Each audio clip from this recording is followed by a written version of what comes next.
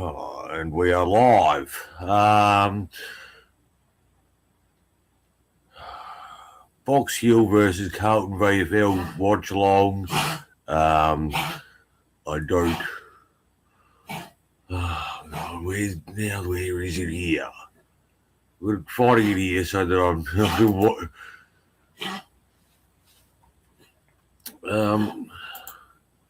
So as usual, the VFL do not tell you any information about who's in, who's out in the team. Why not? I don't know. They might tell us in a moment. Okay.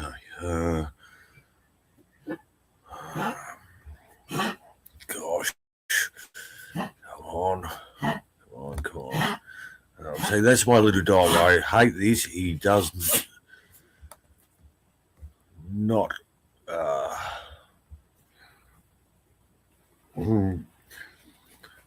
stop, but hey, he's come to get a cuddle, so he might stop in a sec. Oh, yeah, I love you, Mr. Doctor. Yes, you little monster. Anyway, see you ahead, go the boys. Unfortunately, they got done last night, but the girls won yesterday. So hopefully the VFL boys can too.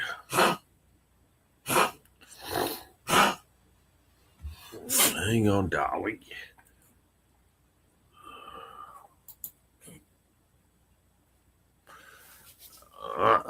Box Hill, okay.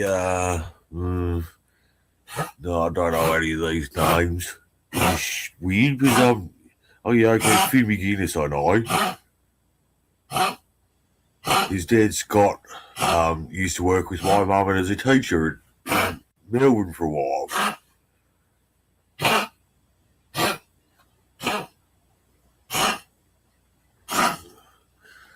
Okay, we've got Zach Williams, Boyd, Fogarty, O'Keefe, the two Cowboys, F. Young, Finn Young, right.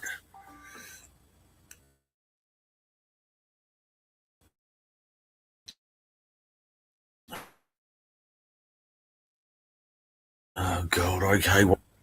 This needs to.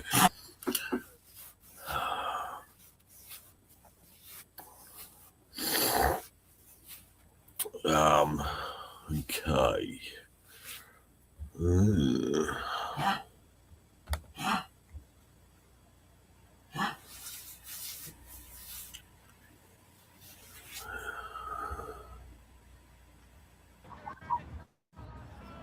Oh, there's some sound happening now.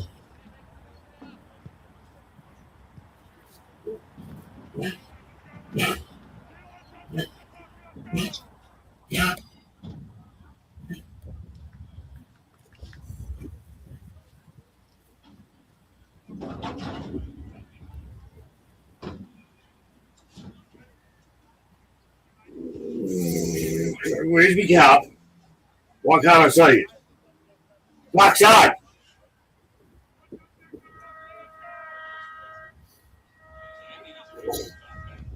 Yeah, it is a moment. Oh, why shouldn't we do that? Sure. With a live stream.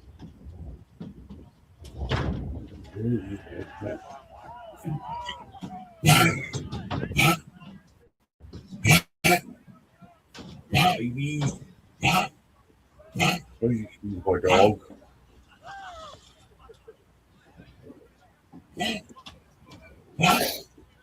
Where is it right? Look out, I'll see it. Right there.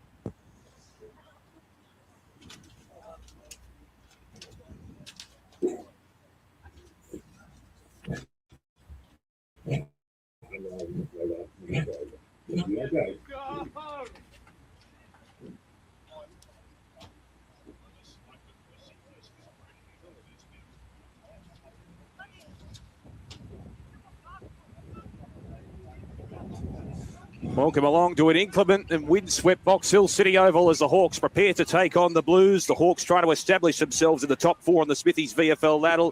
Carlton, well, they're looking for a wild card spot at the very least. They're a game outside the top 10. Damien Watson in commentary, and joining us for the first bounce, here's Nigel Carmody.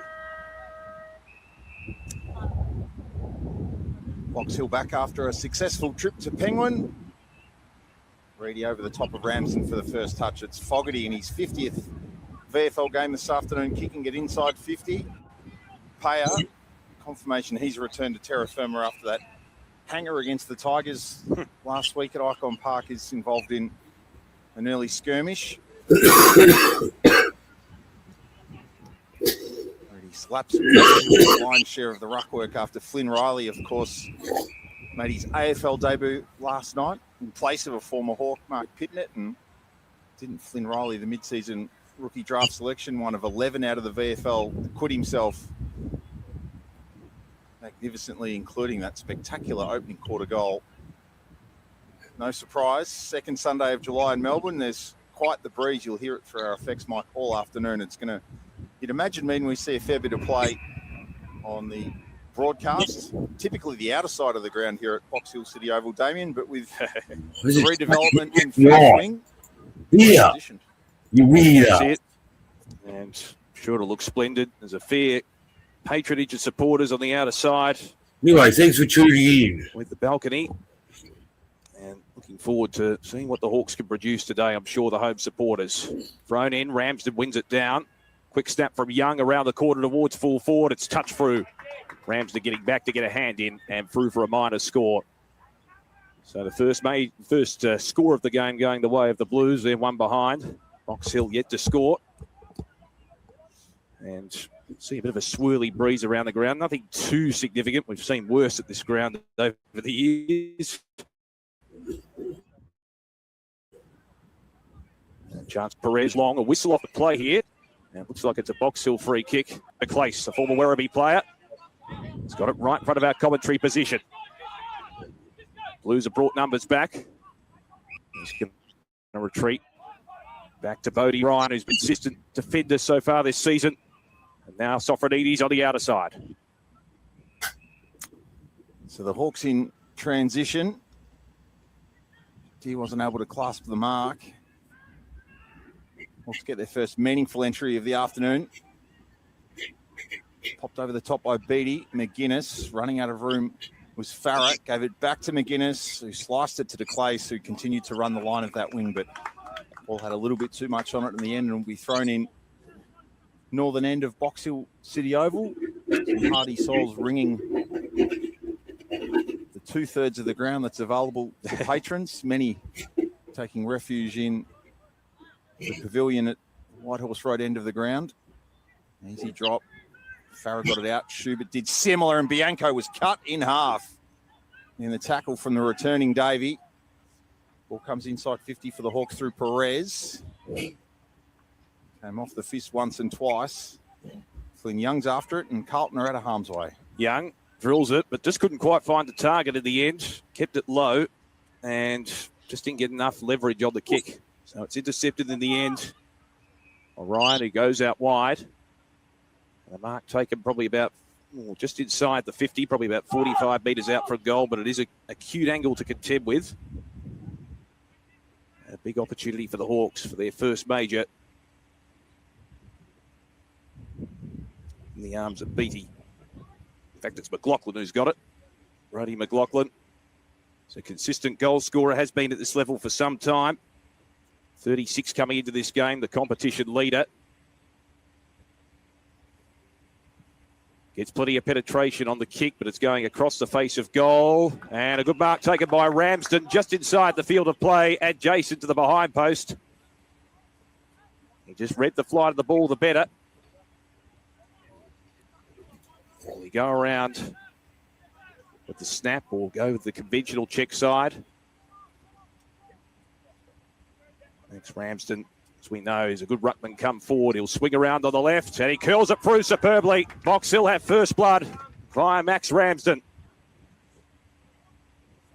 What's the advantage of getting your tall blokes at the teeth of goal? And really, he took it somewhat uncontested in that situation. There wasn't a lot of aerial opposition. So Max Ramsden with the Hawks first. Of course, Box Hill with 7 AFL listed inclusions into today's lineup. Cal Shadir, Finn McGuinness, Flynn Perez, Bodie Ryan, James Blank, Max Beattie. You heard get a bit of the footy. Was taken at pick 12 in the mid-season rookie draft from Woodville West Torrens. So Yeah.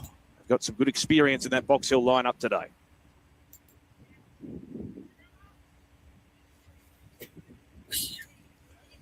Just starting to get some tracks of that Box Hill mud emerging underneath in the centre circle.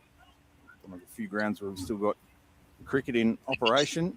Fogarty another clearance to the drop zone for payout. Strong fist on it from Putris. Bianco goes to ground to apply the tackle. Umpires this afternoon, Lachlan Coyne, Emil Morvell and Jonathan Clark in the 20. Man to throw this up and telling everybody that it'll be tracking a path west out of the stoppage. Beautifully read. Circling away was LeRae, who's shook off that concussion. Farah was out of space. We've lost one Farah from the contest. Liam Farah, who kicked 3 for Carlton last week, out concussed, unfortunately, but Tom Farah off a unique showing in Tassie last week holds his place. Yesterday. So throw in. Yesterday was cold. Right in front of the new redevelopment.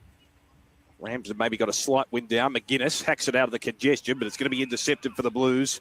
Good mark taken there by Sammartino, who thought was very good at various stages last week. Sard going to be run down. Maybe just got to kick away. Lucas Camporelli with a hand pass to Boyd. Sweeps it over the top. Chance now for Logan. Boyd was felled after he got rid of it. Advantage paid. Kick by Logan up towards left half forward. Payer the target. It's converged upon by 3 Hawks. And it's fisted over the boundary line. The Blues looking to really make a statement today. We know it's quite a bit of a logjam, Nigel, in the middle of the Smithies VFL table. So every game at a premium at this point of the season. Throw in just outside the attacking 50 for the Blues. Contesting is Reedy for the Blues.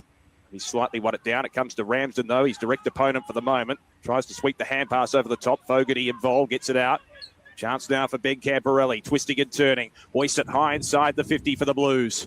O'Keefe was caught behind. Was he shepherded off the play? The umpire says yes. So it'll be a free kick. The big man, Hudson O'Keefe, directly in front, probably only about 25 to 30 metres out. We know what a dangerous player he is, Nige, just as a tall focal point up forward.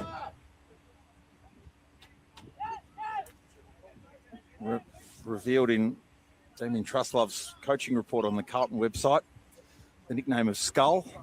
Yes. See that football clubs are continuing to get creative when it comes to dishing out the nicknames for their players. Wonder if he has the similar sense of humour as Kerry O'Keefe. I don't know if he does. It's quite unique, but O'Keefe, big focal point up forward for the Blues.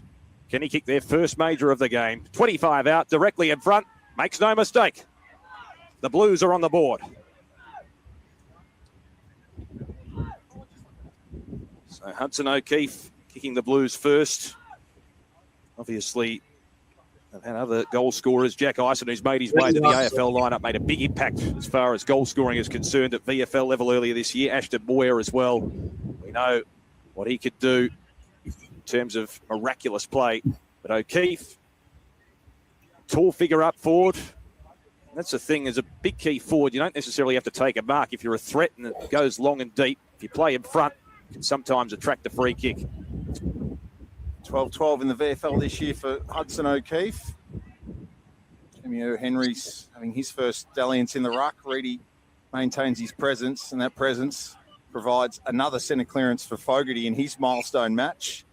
Moira will elect to stay down. Who's at the fall? Mainly Hawks. And we shuffle wide. Bianco eventually is the man to kick.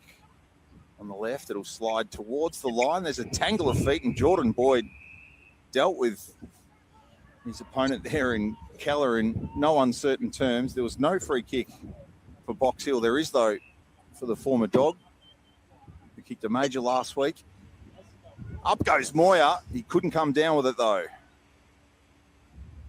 And that meant Liam Reedy was the collateral damage, copping a full knee from his teammate in 43.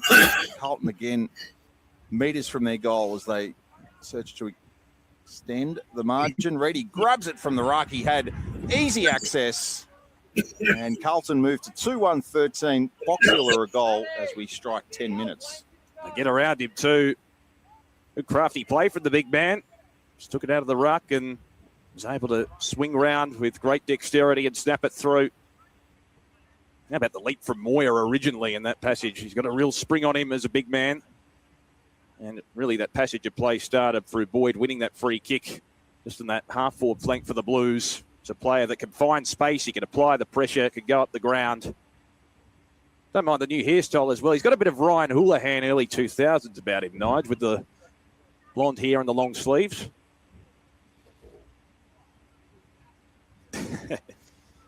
Probably a bit of a reach, Damien, but anyway. So back in the middle. Reedy takes it out of the ruck, gives it off to Fogarty. Quick hands into the path of Lucas Camporelli, who's got it on centre wing. Left foot kick into the path there of the intended target in Gresham. And support through Hogg, who's got the long sleeves on today. Hands it back to Fogarty. Quick hands, Prout. Back to Hogg in a confined space. Drills it inside the 50. It's a low darting kick towards Payer. Couldn't quite take it on the half volley. Walks away through Perez. Hands it back to Bianco. Was very good against Tasmania last week. Ends up with Ryan, who just hacks it on the boot towards the outer side. The Hawks able to clear for the agency of Blank, who goes towards centre wing. Bouncing footy. Well done from Deere. And look at this. Brodie McLaughlin all on his own. Takes the mark. Can waltz into the open goal. Has a casual bounce and puts it through for the Hawks. Good response from Box Hill.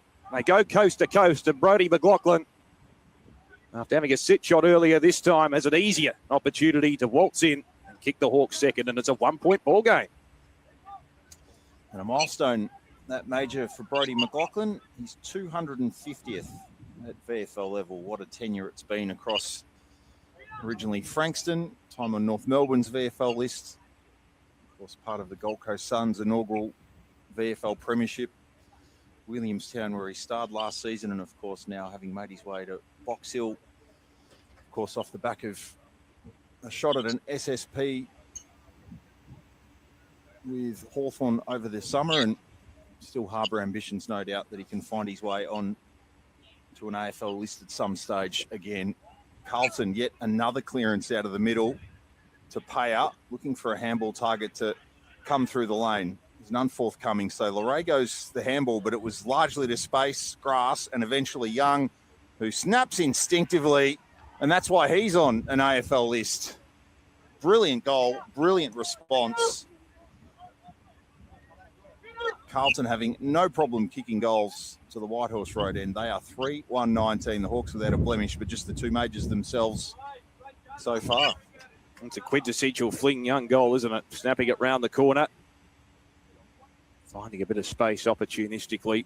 And the Blues regain that advantage, that little buffer that they've established.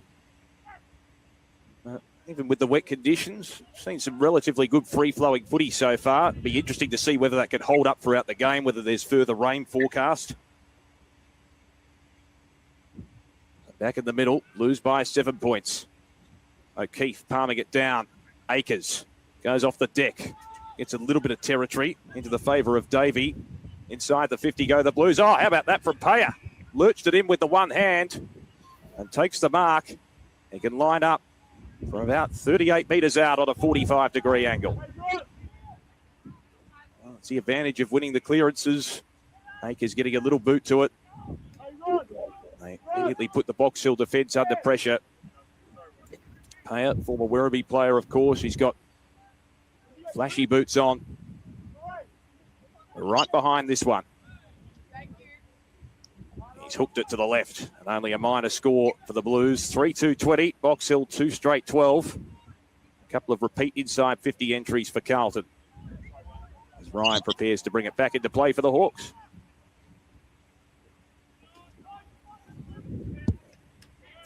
He heads for the Middleborough Road side of the ground, and in the fingertips, enough on that for Aidan Schubert to claim the prize. An impressive start to his time on the Hawks list he's made. Not so much with that kick, though, that Williams was able to read better than Deer. Essentially for Akers. What a shot in the arm for Damien Truss. Love to have him into the team today. Payer was able to take it away and then pivot clear of Putris. Send it inside 50 for the Blues, who can win round skirmish. Strong and athletic tackle was applied by Logan.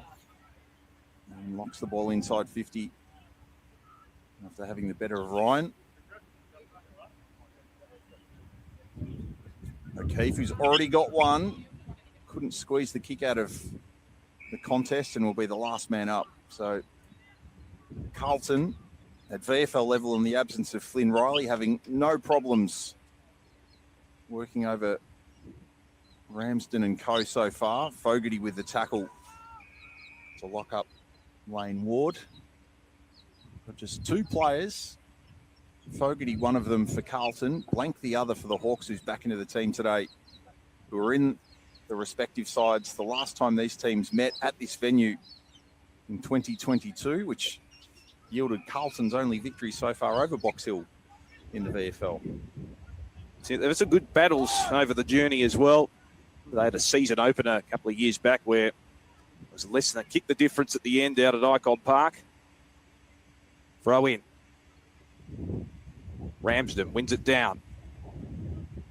What can the Blues muster here? Logan got the hand pass out. Kick intercepted, though, by Anderson, who kicks it towards centre wing. Kalshadir in the one-on-one. Usually pretty good aerially. Tries to paddle it along the ground. Can't quite take control. Numbers win out. Bianco. Tackled by Akers. Intercepted. And now the Blues are away on the counter-attack. Here's a chance for Logan. Streaming forward for the Blues. O'Keefe takes it 75 from home. Sizing up the options and waiting for the traffic to pass by. Kick by O'Keefe is deep inside the 50. Flying high, Moyer got a fist to it. Forces it out in front of the brethren here at Box Hill City Oval. A lot of brown and gold scarves supporting the home side. Carlton leading by 8 points. We've gone just over 17 minutes in this first quarter.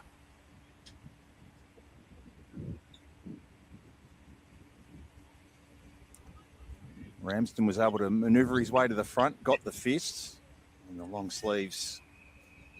Darcy Hogg couldn't find a way out to try and engineer Carlton's fourth goal. He's at it again. Tyler Brown flicked a boot at it. And now the Hawks can go. Anderson elects to bounce, which was audacious. Pressure from Akers, and then just clicked a little knuckle onto it. It wasn't originally an opportunity to assemble a possession chain, but ball one at ground level and eventually emerging from the tangle and able to kick it backwards is Logan. Carlton want to do it horizontally. Mark to Dane Harvey. Confusion though, off the ground. Good play to take some territory from Leray. Cavalry arrived, but Williams dusted it along the ground. Looking to do similar and doing it successfully was Sammartino.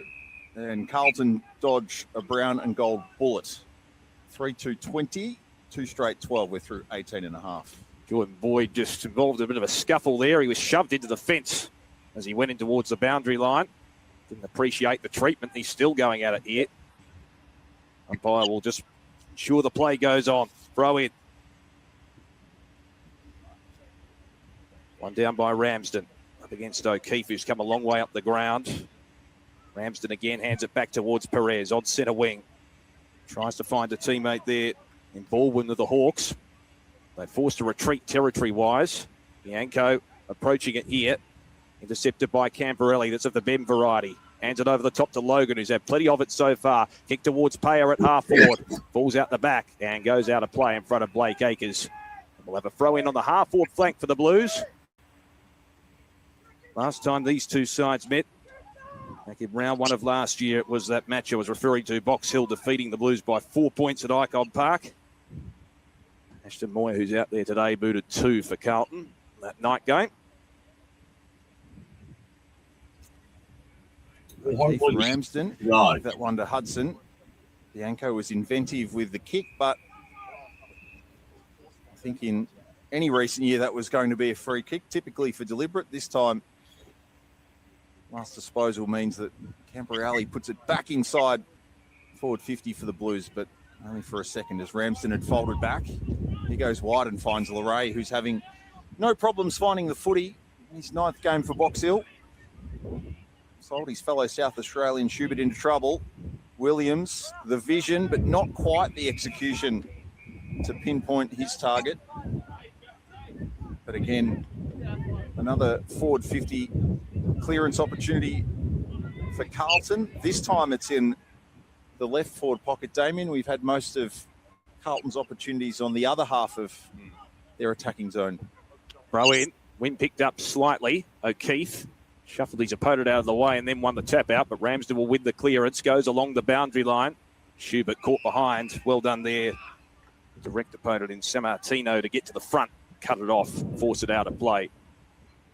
So it's around 60 metres around from the Carlton goal. Lights coming on here at Box Hill City Oval. It'll be a cloudy day.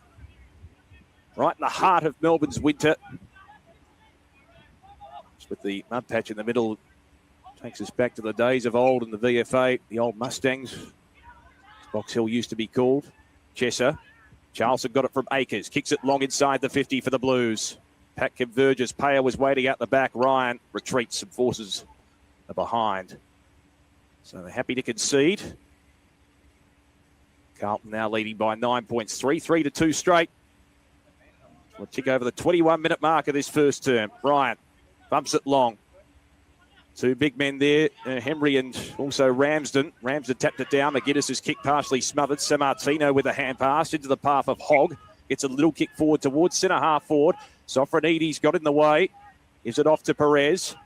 Hands it back, trying to barge his way through the tackle there. Unsuccessfully, Bianco, and it's going to be a free kick to go the way of Carlton. Good pressure applied by Davey. He's going to hand it off to Akers. He likes a long shot at goal, and from beyond the arc, he's hooked the kick, and it ain't just snuck in for a behind. So a minor score again. They are peppering the Blues. Few chances going begging. They're 3-4. Box Hill, 2 straight. First score in 7 minutes of play after quite the flurry early. Flynn Perez takes a sizable chunk of ground with that kick. Ryan had a little flick over the shoulder. Saw that Gresham was in pursuit. Kicks to half forward. Handball didn't quite pinpoint what Brody McLaughlin was after, so the Blues can turn it over. Saad after it. Shapes that ball in neat fashion into the hands of Chesser, patrolling the wing. And Charleston lengthening for him at his 11 o'clock. Instead, it's Boyd at the 3.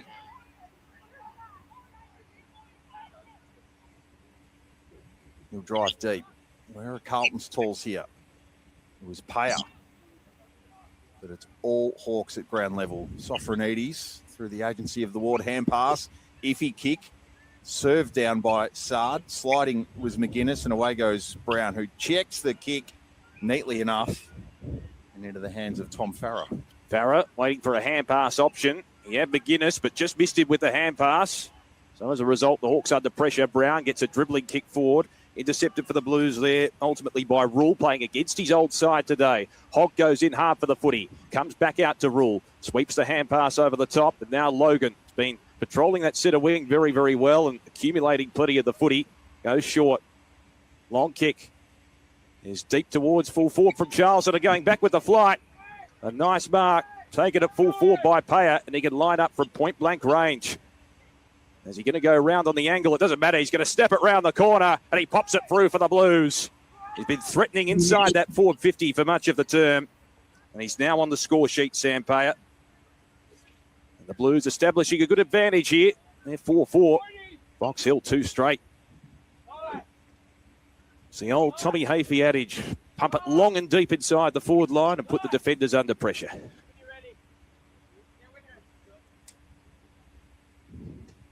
Approaching quarter time here. The Blues, that 16-point lead. They just repelled too easily off half back at the end. So they've got 4 individual goal scorers, the Blues as well. They do like to spread it around. That's a positive sign in terms of the amount of avenues they've got. So Sam Payer joins Hudson O'Keefe, Liam Reedy, and Flynn Young as the Blues goal kickers. It's Ramsden and McLaughlin thus far for the home side. Pivoting free was McGuinness with a tumbling ball. It checked on its bounce and did Beattie no favours. Heavy collision involving Sard. Lucas Camporeale to brother Ben. Dad Scott's watching on from this wing where play is. Ben to the dashing Boyd. Showed Beattie a clean pair of heels. Not his best effort off the boot, but it got to its intended destination of Payer. Sofronides went to ground. Significantly, Prout didn't. Flying through Perez, now receives, but didn't see Fogarty from the blind side. The Camporeales combine again, and the bounce just evaded Moyer alongside his direct opponent of Will Putris, and we'll have the ball thrown in as we approach 26 minutes of our opening term of this round 16 clash at Box Hill City Oval. Circling around the Crummers. Be Reedy in the ruck for the Blues. Up against Henry. One down by Reedy. Here's Ben Camporeale. Hands it off. Snap around the body from Prout towards goal. And he pops it through for the Baggers. The fifth individual goal scorer, Logan Prout, adds his name to the tally. And the Blues are on a bit of a heater at the moment. They lead it by 22 points. And again, it's a snap around the corner. It leads to a major. Got the binoculars on Adam Sard getting treated on the Carlton bench at the moment, Damien, and he sort of was looking like a cork more than anything, but it looks like his knee is being assessed at the moment by Carlton's physios. So a watch on that for the Blues veteran, who of course can trace his AFL journey back to his VFL roots of Coburg and a Fothergill round medal before embarking on time with the Suns. Reedy missed it, didn't miss McGuinness. Williams did not miss the Sharon with one of the better half-volley kicks you're going to see off the ground. Moyer nailed the tackle on Griff Julian. Carlton have got the advantage in no uncertain terms, but an advantage they couldn't press home. They'll get yet another forward 50 stoppage in the first quarter, with the lights on here at Box Hill City Oval. An attempt in vain, largely, given there's only 6 floodlights per tower. The thought that counts. Julian off the ground. Perez, Henry, tumbling kick. Beattie did well. Got Charleston under it, took the grab. Wide for Anderson. Now some transition opportunities for the Hawks as the rain intensifies. Nan's kick was a floater, but an effective floater. And Nan will get it back via Farah. Box Hill have tracked the width of City Oval to find Dia, who got around Boyd, waited for an option, but sold McGuinness into all manner of trouble. His frame was able to get free of the tackle. Hand in on it. Allows Davey on his return to kick it in to Young, and away go Carlton again. And now the race is on. Payer against 2 Hawks. Who's going to get there first? Payer does. Was he brought to ground illegally? The umpire blows the whistle and says yes. So Payer, who was against 2, did well to get to the footy first, drew the free kick, and he can line up from probably about 35 metres out. It is an acute angle to contend with. Just going back to Adam Sard, he copped a heavy hip and shoulder, didn't he? And interesting to see his progress. Payer has kicked one already, proving to be a bit of a handful for the Hawks' defence. Again, on transition, Box Hill struggling to try and clog up the open space inside the 450 for the Blues. So Payer for his second to increase the lead to 28 points. Misses to the right, and only a minor score. So 5-5 to 2 straight here at Box Hill City Oval. Adam Sard is standing up on the Carlton bench, and at this stage you'd think he's been cleared in his right to return, but we'll wait for more information. Ryan brings it in. Schubert was denied by the Logan Fist. Charleston distributing to Fogarty, who's had a prominent role in the opening quarter. Moyer stayed down. Ryan flew, and it was a 0-all draw. So a late look for Carlton as we hit 30 minutes. Their lead at 23 points.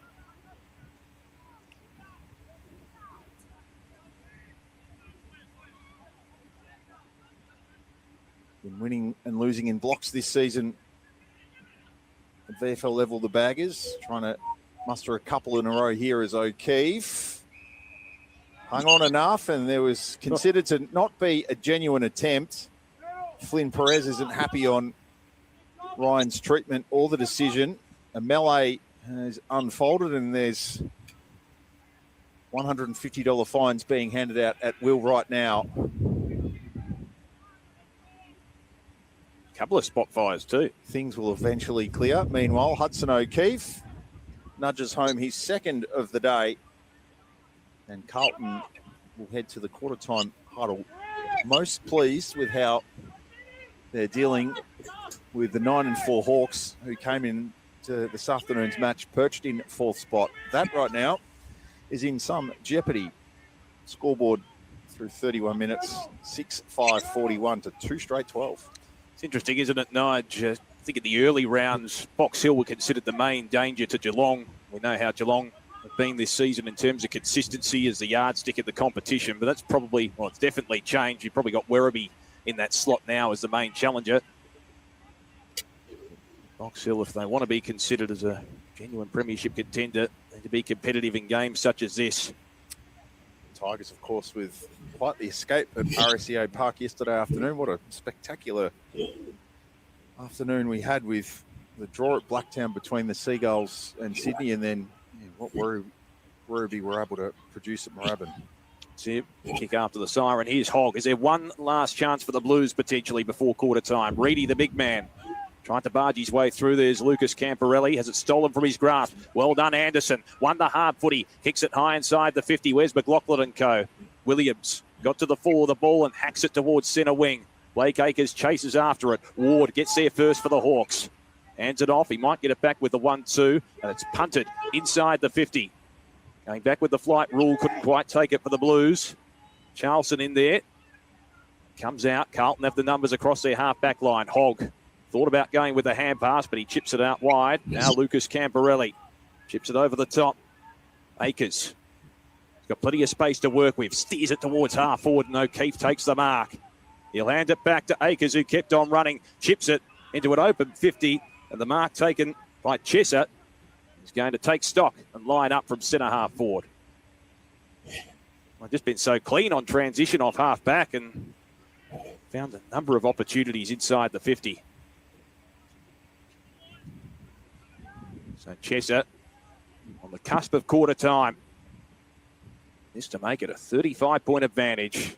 He'll fancy his chances. He's almost directly in front. As the siren sounds for quarter time, Chesser from 55 metres out. Didn't get enough purchase on the kick. But the Blues will be very, very pleased and satisfied with that first quarter. They establish a 29-point advantage, 6-5-41. Box Hill 2 straight 12 at Box Hill City Oval.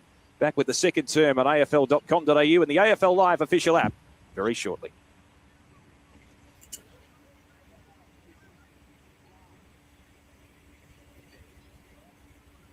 These guys got a good quarter for the boys. Pity they didn't do it last night. Yeah.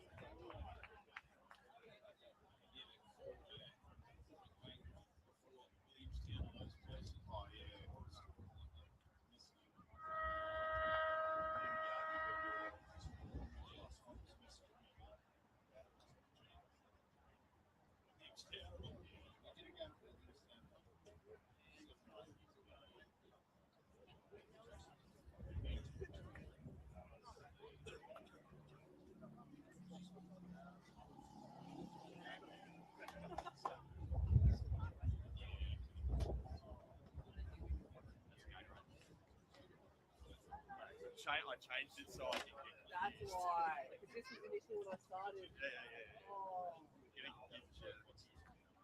Fuck.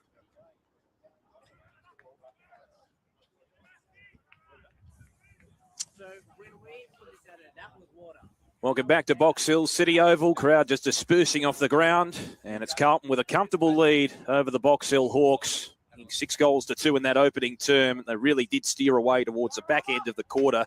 Interesting to note that Lockie Fogarty's had 10 touches, 4 of them clearances. He's been very good, and that's been one aspect of the game the Blues have been superior at. Damien Watson and Nigel Carmody with you. Nigel, I guess the question is, can the Hawks come back? They've got a decent amount of firepower as far as AFL experience is concerned. Yeah, on the young side, perhaps, if you take Finn McGuinness out of the conversation, but 23 inside 50s to 7. That's quite the avalanche of territory, and credit to Carlton, Damien. They were able to convert a score from half of those entries, so certainly deserving of their buffer at quarter time, but the nature of matches this time of the year. I think we've seen something similar across town this afternoon in the match at Mission Whitten Oval between Frankston and the Bulldogs, where it looked like there was the lion's share of the scoring being done to one part of the ground. Carlton get the initial clearance and pick up from where they left off. O'Keefe, who's got a couple already, was taken in. A tackle by James Blank that wouldn't have looked out of place in the octagon between Conor McGregor and Max Holloway this afternoon. Stoppage on the arc of 50 for Carlton. Guinness, awkward landing. Ramsden, awkward kick. Lucas Campriali left it. And wouldn't have mattered little if he took the great mark. And a 50 against Boyd. Free kick will go the way of Keller. Keller approaches the 70-metre mark for the Hawks. Boyd certainly a little bit exasperated. Keller looking to a very congested 50. He's going to drive it towards full forward. Getting a little hand in there was Chesser. Payer at the back. He's moved into defence to start this second term for the Blues. Been pretty prodigious in terms of a goal-scoring option in the first quarter. It's Sofronides who gets it back. And Keller ends up with it once again. Just forward of centre for the Hawks. Hands it off. Probing kick inside the 50. Goes long from Ramsden towards full forward. Snap around the corner has gone into the behind post. It was a good chase and tackle there from Charleston to affect the kick. And it's out on the full. That one coming off the boot there of Nairn. So we brought back into play. Payer with a scraggy old kick. Fogarty gets the hand pass off to Akers. Combines with Reedy with the 1-2. Now hands it off to Davey. We know he can run. Takes a bounce. Arches it back. A second bounce. Runs to the 50. Davey for goal. Unguarded square. Bounces it through. Electric stuff from Davey. Oh, what a story that is. Owen Davey making his Carlton debut, kicks his first goal in Carlton colours, and they get around him, and the Blues continue the avalanche here at Box Hill City Oval. Well, how many times has a goal been scored in that sort of fashion where there's space out the back for the Blues inside that attacking 50? They're very quick to transition the ball from one side of the ground to the other. And dealing with the double-edged sword that is footy at the moment. The Davey twins. Jaden, unfortunately, another ACL, the third of his career so far. So he's done for season 2026. Now we're making his return this afternoon. Having played 10 games at Old Zavs this year in the amateurs. He played 10 in a couple of seasons each when on the Bombers list. Well, Williams, it was more conventional this time, but an equal slice of territory to that kick off the ground in the opening quarter. Perez shed it to Ryan, who gazes forward, heads for the wing, got it over Reedy at least, and found Keller. Anderson slams it on the left. Out the back is Deer. Saad trying to hang off him, and Adam just couldn't keep a grip on Kalsha. Box Hill with their first major since Brodie McLaughlin at the 12-minute mark of the opening quarter, and it breaks a run of not just 5 unanswered goals for Carlton, but that Brodie McLaughlin major was the last time that the Hawks had scored. Kalsha Deers on the board this Sunday afternoon. Box Hill to 3 straight, Carlton 7-5. Kalsha Deer, Nigel, it's been an interesting talking point, isn't it? Whether he can get back into that AFL side on a more consistent basis. We know he had a very good 2024 year at AFL level. Obviously got the height ability, good aerial marking ability as well. And that time, I guess in a positive sense, he used his physicality in order to kick the goal. So back in the middle, margin at the ground currently at 29 points. Ramsden wins it down. Good pirouette there from Ben Camporelli. Hands it off to Reedy, who wins the clearance for the Blues. High inside the 50. Will the mark be paid and or free kick to Julian? I think it will be. Chopping of the arms. Julian goes out wide. Can the Hawks use that last goal as a bit of a linchpin for them? Ward on the outer side goes short. And I think they're happy to methodically chip the ball around. Kick in, Ward is going to be intercepted. Moyer Received from Fogarty. Gets the hand pass off. Chance now for Young. Can't quite break the tackle. It was a good chase from there and holding the footy. Well, I do say goals lift sides and so do 1%ers. And that could have been a goal-saving tackle for the Hawks. And goes out wide. Charlson with the fist. It'll trickle towards the boundary line. Still in play this footy. Charlson with another good tackle, but the Hawks have the numbers. Yanko sweeps it out wide. Hawks are away towards centre wing. Now, is it going to be a Lasso free kick? I think it will be. So it's going to go the way of the Blues to be taken on the outer side, ultimately by Harvey. It goes back to Sard. Good to see him back on the ground. It is after that knee scare. He does have tape above and below the knee on his left leg. Akers. And the customary tape on the shoulders. Heads for Reedy v Ramsden. As the rain goes up a gear, Reedy tried to fling it, but could only find Beattie to Bianco. Davey was at teasing distance, but couldn't tease Julian enough to make an error in flight. If Julian's really bedded down a spot in this Box Hill team this season, that kick will help, but the fist of Chester to the face of Beattie won't help Max Beattie on a cold Sunday afternoon. Boy from Wodonga. It's up Anderson. He's got a runner. It's Ward. He bunny hopped his way inside. Brown versus Fogarty. Fogarty got to it and got yet another touch to Chesser. Now to Young. Looking inboard. Precision for Moyer. Juggling was Ben Campriali. Williams. Now to Lucas Campriali, who's got Boyd flashing through on the driver's side. Look at that kick from Jordan Boyd. All Logan had to do was gleefully accept it into the stomach. And Taj Logan, who's got 2-2 for the season and would have faced plenty of this weather playing up at Diamond Creek. The hardest part of this kick is going to be the breeze. Not that the trees in the background of the shot are going to tell you much of a story, but it's blowing into and across him. So left post is his main destination on the kick. Breeze helps him in no way, shape or form. Box Hill looking to clear, but not out of danger yet. Logan will get another look. He'll try and turn creator for the speedy, industrious Williams. Kick was to the right spot, but Ramsden got where he needed to, and there's a bit happening off the footy. Had a few scuffles today, haven't we? Ramsden goes towards left half back. Schubert against two. Couldn't take the mark. Lucas Campriali gets the hand pass out. Falls to Hogg. He's stripped of the footy. Charlson in there. Well done from Anderson. Won the hard footy again with the steal, but he's wrapped up by Williams. Comes out to Rule. Kicks smothered by his own teammate in Charlson. Comes back out to Logan. Feeds it off to Lucas Campriali. Left foot kick inside the 50. Bit of a probing one. Reedy got the fist in. O'Keefe was down there as well, but the Hawks have brought numbers back. Here's Blank at left half back. Blank kicks it high towards centre wing, and precision with that ball movement, and McLaughlin takes the mark.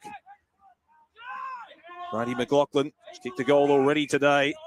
37 for the season. Drives it long towards half forward. Deer flies. Couldn't take the mark and is probably infringed in the process. And it gives away the free kick. It'll be taken by Harvey. You know, Kai de Clace is done for the day. He's just come to the Box Hill bench in a moon boot. Sort of ankle or calf being assessed in the opening quarter after his issues. Harvey's kick to centre wing.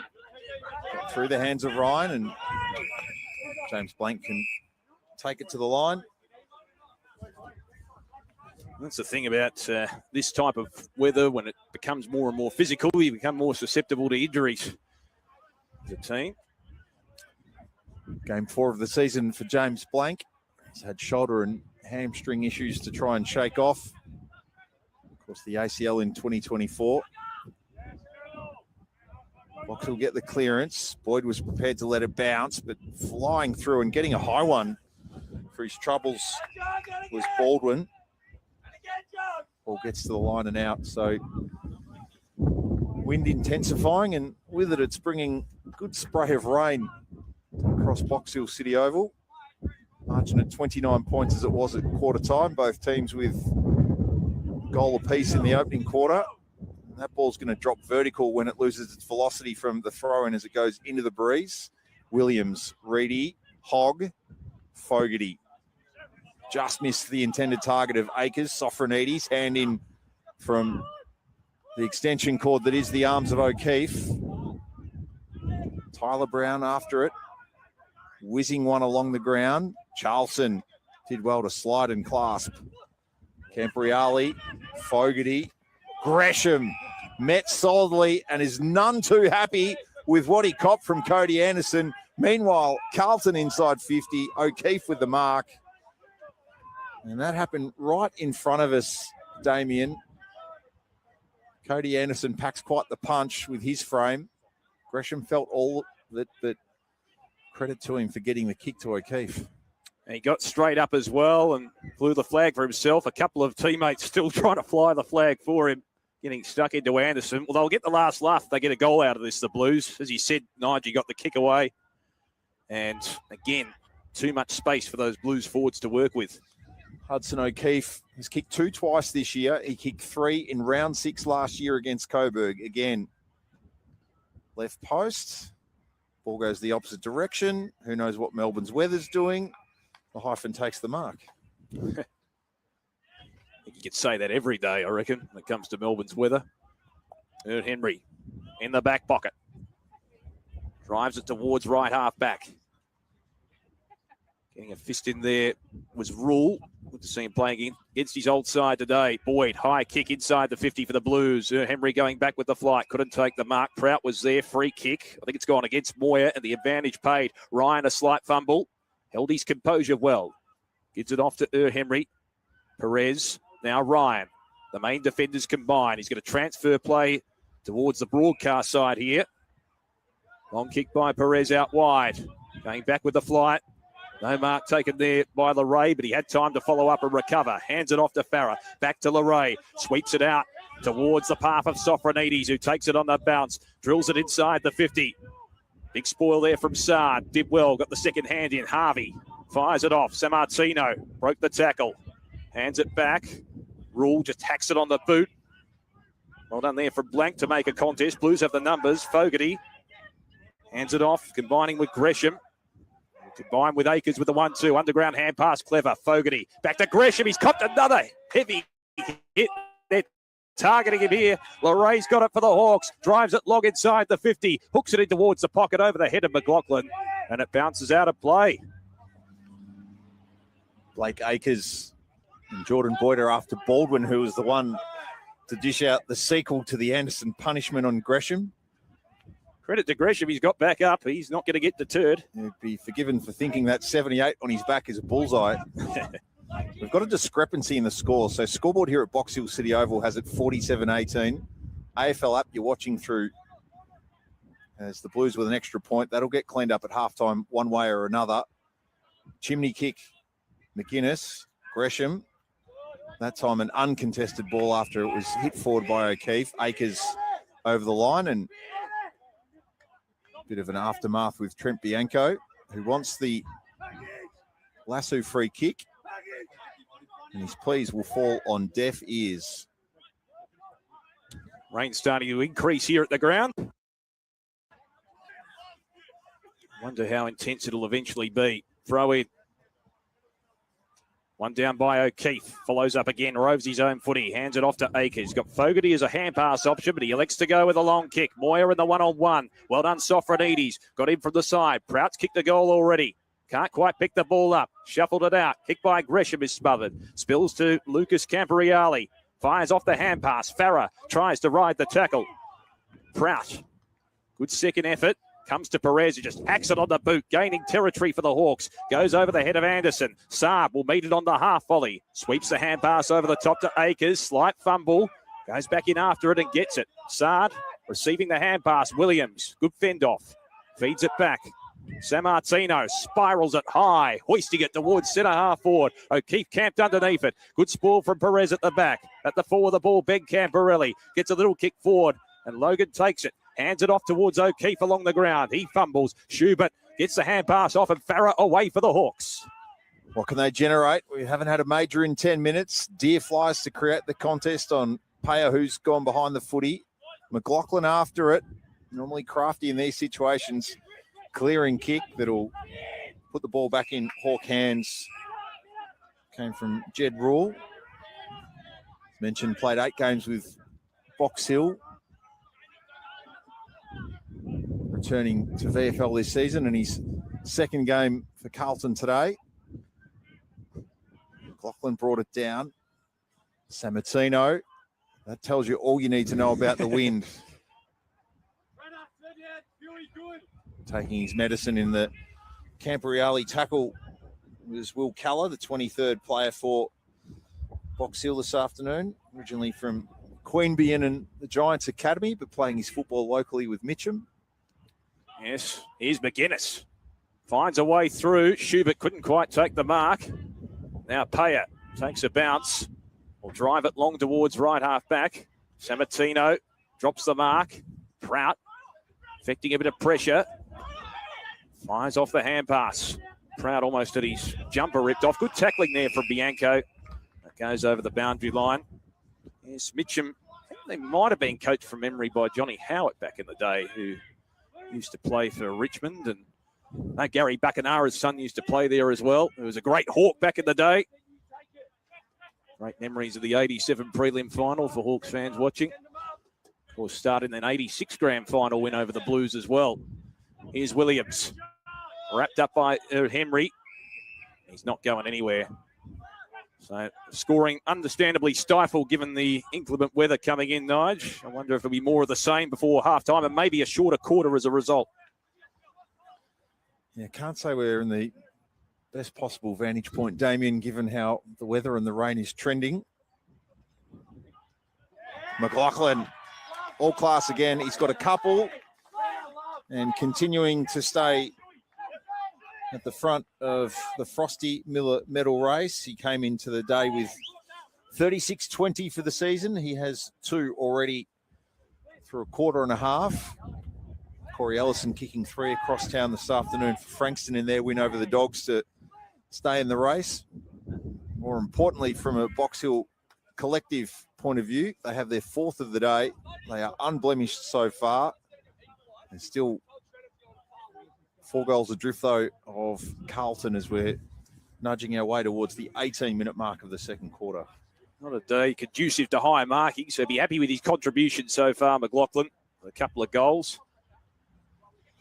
And all of a sudden, the Box Hill Hawks just getting a little bit of a sniff. Certainly not insurmountable at this point. They've gained further territory wins as well. O'Keefe wins it down for the Blues, contesting at the centre bounce now. Good tackle from Ward for the Hawks on Chesser. And we'll have a secondary ball up. And the rain continuing to come down. Getting a nice shower ourselves. Henry wins it down. Ward, gang tackled. Comes out to Hogg. Little kick to centre half forward. Sofronides gets to the front spot. Tries to lurch down and pick the ball up. Still he goes, Sofronides. Good second effort. Still alive football. Spills out towards Akers. What can Blake Akers do here? 40 out, off the deck he goes towards full forward. Bianco. Well, Logan, that almost came off his boot, and I think he's kicked an industrious and very, very inventive goal. How about that? Logan, I think he intercepted it with his foot. It came into his hands, and then he got boot the ball right on the goal line, and it's been paid. Well, you don't often see that. It was Akers who got it off the ground, and in these sort of conditions, Nige, it's all about territory. You got it forward, and apply enough pressure on the last line of defence for your opposition can create an error and an opportunity for yourself. Good response for Carlton after Box Hill had kicked 2 in a row for the first time this afternoon. Taj Logan onto the scoreboard. And the Blues back out with the margin in the vicinity of 5 goals. Fogarty has had a monster opening half in his 50th VFL game to go close to near 100 at AFL level. Charlson sliding through for the receive. Davey in the right spot, as was Flynn Young with an Isaac Rankin like crumb from last night, and the finish to match. He might not have Isaac Rankin's pay packet, but that's as good a crumb as we saw from the Crows' Magic Man against the Suns last night. A replica. Worked his way across the front of the pack. Snapped it in magical fashion on the left. And Carlton lay a couple of blows on Box Hill in quick succession and take it out to a game-high 35-point lead. That's another typical Flynn Young goal. He loves the snap. Coming to the front and centre position. He swung it round, and I think you knew as soon as the ball went on the boot, he was primed. And a very good goal in wet conditions in particular. So the Blues again careering ahead. Back in the middle. Take it out of the ruck by Reedy almost contemptuously. Hacks it on the boot inside the 50. Bouncing footy, palmed down by Young. Quick hand pass comes out towards Lucas Camporelli. That was from Gresham. Eventually it comes to Fogarty. Hacks it inside the 50 for the Blues. Going back with the flight. That's a very good mark. Very, very timely pressure that was applied as well. Good mark taken there by Ward, who goes into the middle of the ground. Here's Sofronides. Kicks it towards centre half forward. Ramsden caught behind. Trying to barge his way there. Through for the Blues was Sammartino. Reedy. Quick give to Sard. Again, just gaining territory with a high kick. It's intercepted in the mark. Taken there by Putris. That's centre half back for the Hawks. They need to find some answers and quick, smart. It's not insurmountable, but they wouldn't want to concede the next one. Charlson to Sard. Came out of the hands of Julian. Sofronides. Bianco. Julian. Everything is forced and under pressure for Box Hill. Gresham received. Gave it off to Reedy. Always going to be a hard task with the power and the lower centre of gravity of Cody Anderson. So he sticks the tackle. Liam Reedy's got to be careful that he doesn't give away 50 here. In fact, just for pure smart arsery, it probably should have been. Cody Anderson. Going to try and take Reedy on the mark. He saw him off. He gets to 50. But the velocity meant that the accuracy was diminished. Anderson misses. Margin's 35, almost 23 gone in the second. It'll be sad to bring it back in for the Blues. Getting better as the game goes on. Looks for Prout. Good spoil there from Putris, who's come onto the ground just in the last few minutes. Had a few decent moments against Tasmania in defence in their last match, which was a tight, hard-fought contest. And it'll be interesting to see how much he can contribute as well. Aidan Schubert, who kicked 3 goals in that game against Tasmania, hasn't been cited too much today. Throw in. Bit of a shallow throw in. Reedy palmed it. Gresham with the hand pass, straight into a brick wall. In goes Ben Camporelli. Bit of a pinball machine in there. Henry comes over the top. McGuinness locks it in. And we'll have a ball up. On true centre wing, Middleborough Road side of the ground here at Box Hill City Oval. Hope you're enjoying it on afl.com.au and the AFL Live official app. Tucked up in home if you're in Melbourne, I'm sure. So these ruckmen go at it. Reedy and Henry. It's like Steins and Madden back in the day.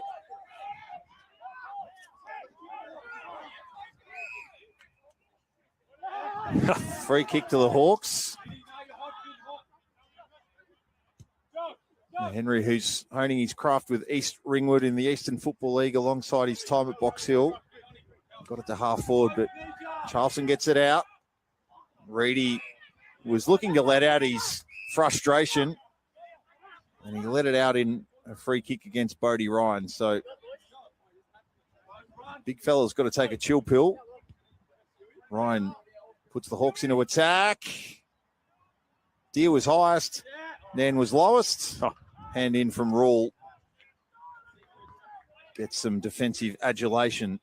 And that is Box Hill's first minor score of the afternoon. It comes almost 25 minutes into the second. Rule performed like a goalkeeper there, getting that hand on it. Almost tapping it over the crossbar. Boyd thumps it long.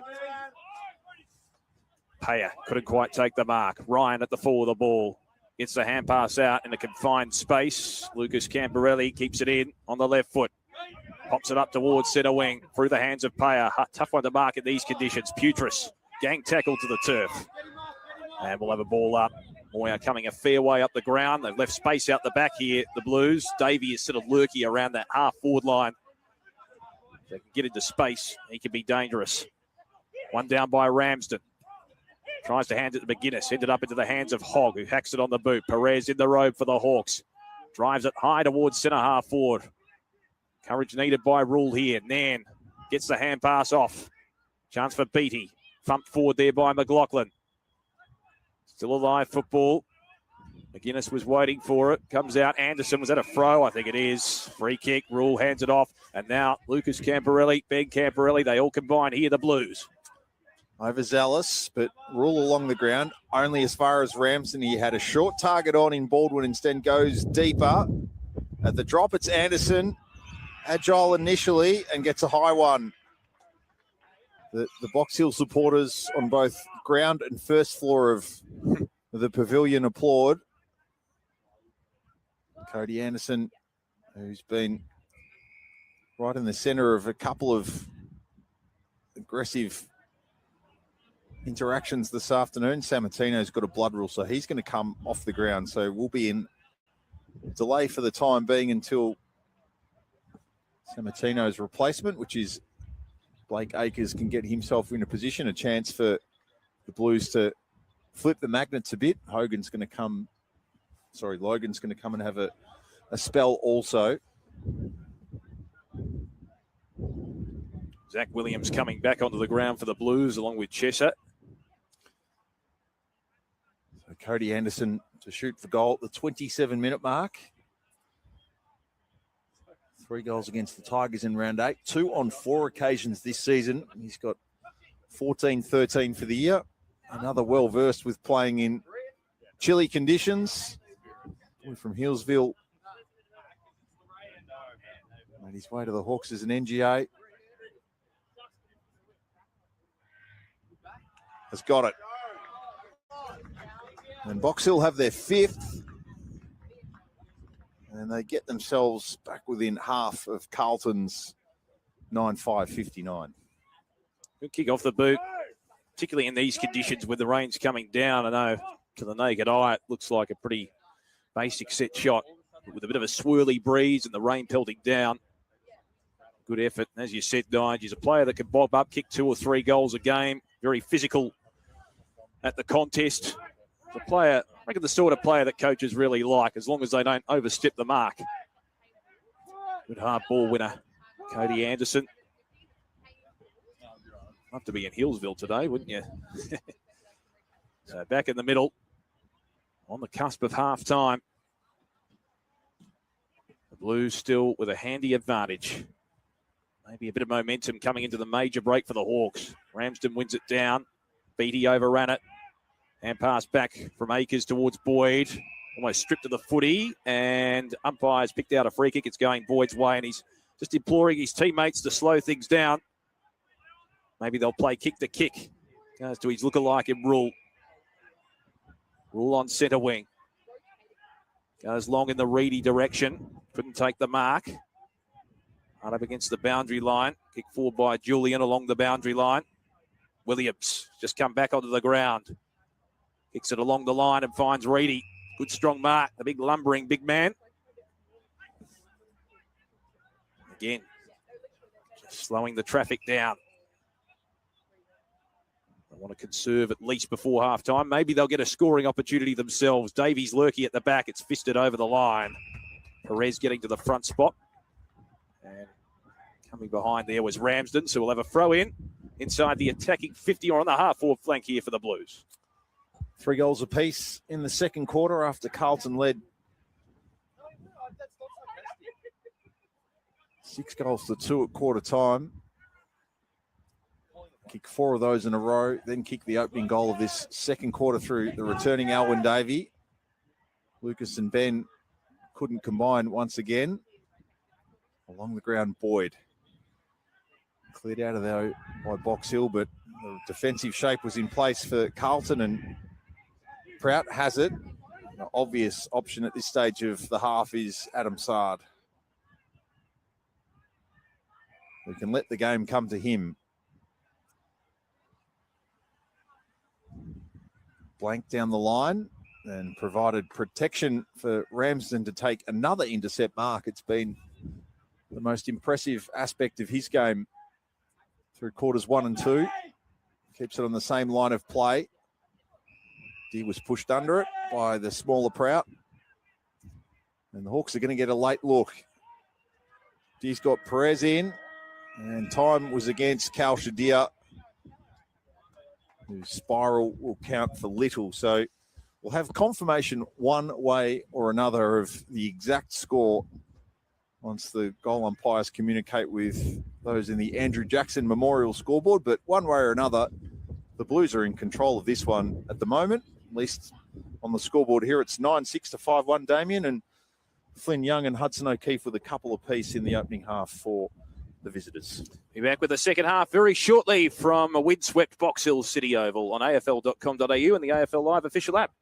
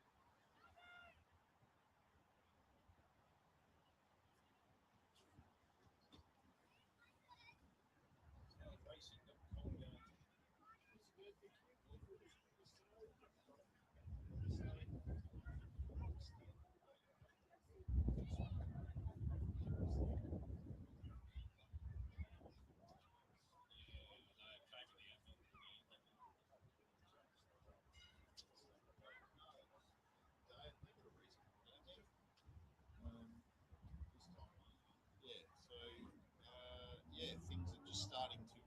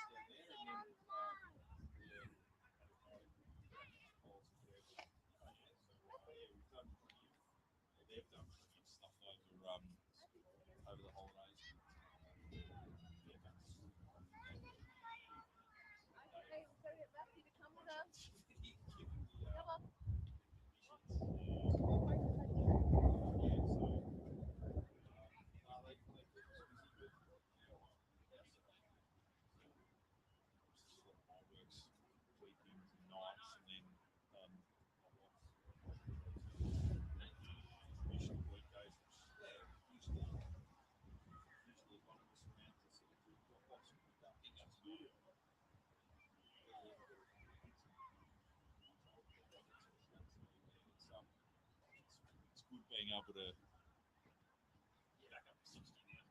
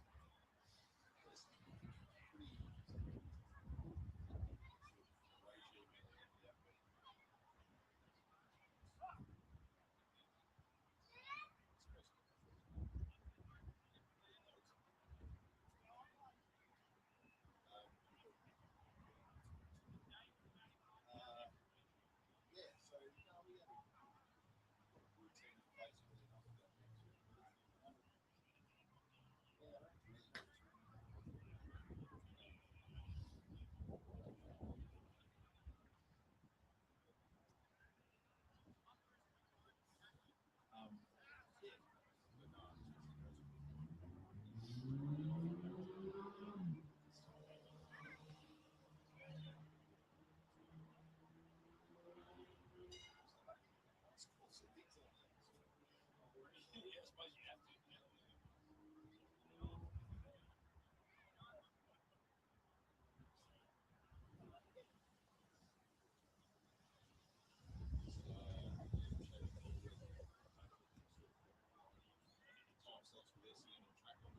Yeah.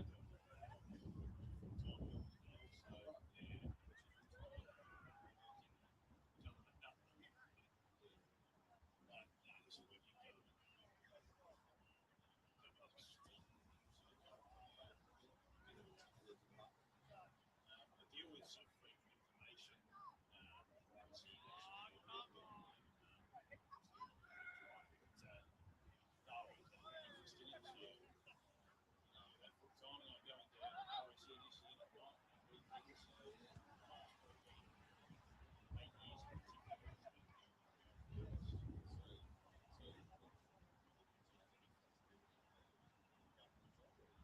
They're free for as long as I do it.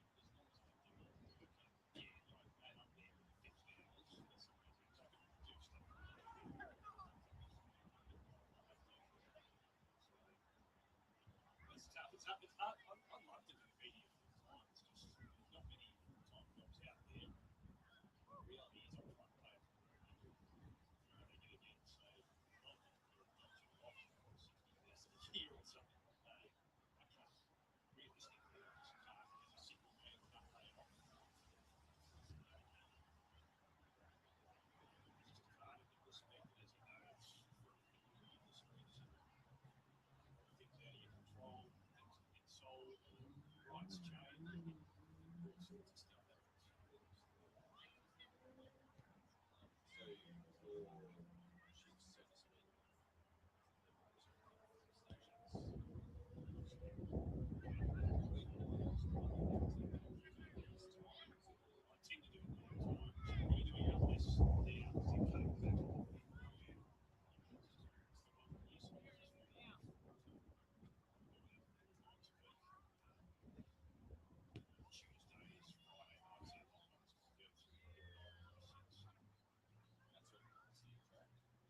track and RSC yeah.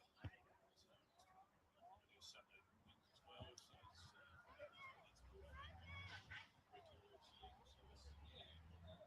it's good. Exactly. That's the main thing. Yourself, VFL side of things, I suppose I didn't see any of that coming. Where you had about first there was nothing, and then there were 3 or 4 different nights. I could have happened last minute. Yeah, I mean the VFL coverage. 10 years always basis. Is that right? So it was 1 year, basically 1 year contract. Yeah, it was getting great.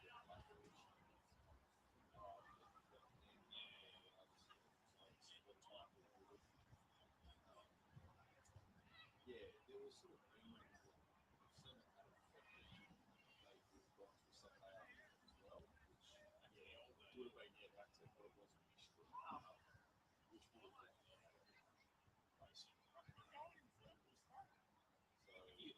ask if you had a preference. Do you prefer footy or racing? Preference per se, Racing's pretty consistent. It's all year round. the volume of it's there, and they require different skills. Probably it's not as much.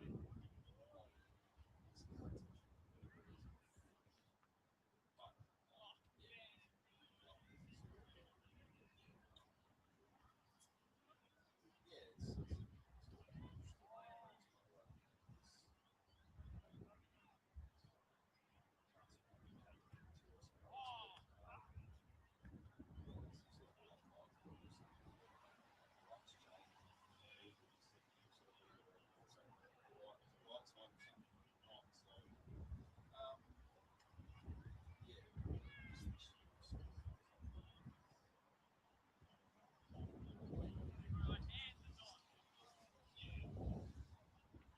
You enjoy it as well. I I know I've had a lot of predictions to leave the state team.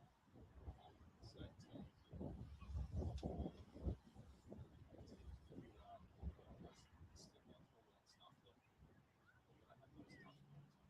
sure. So there's some of that out there too. And then, yeah,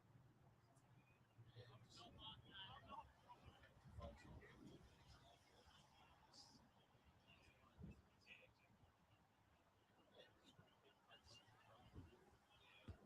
You do AFLW this year?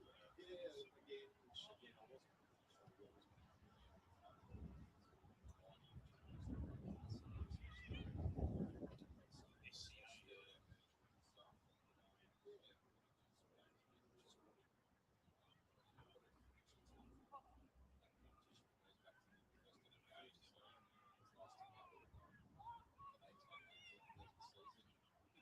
10-year anniversary and expanding this to continue to do that time. What happened?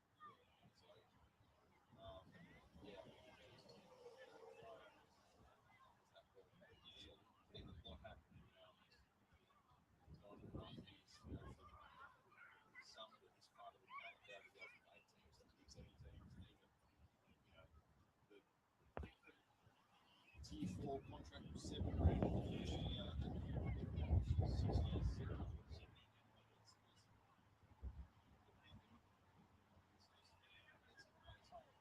What do you think it'll end up in terms of the time of the year?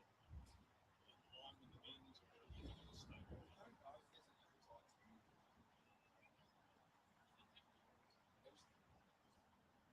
there's an appetite to move. Yeah.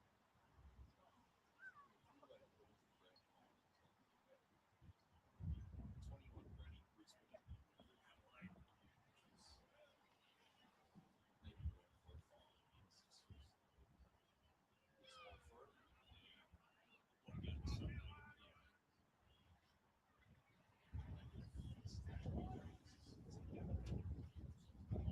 maybe worth 4 or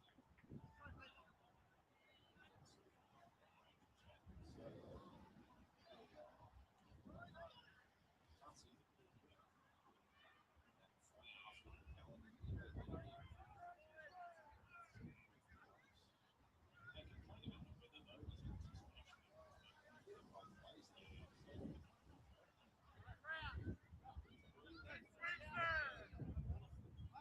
the weather though, as much as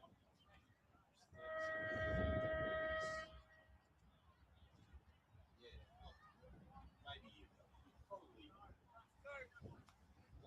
you're definitely getting less water days.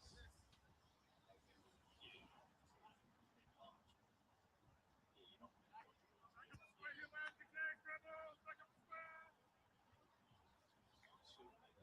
it up.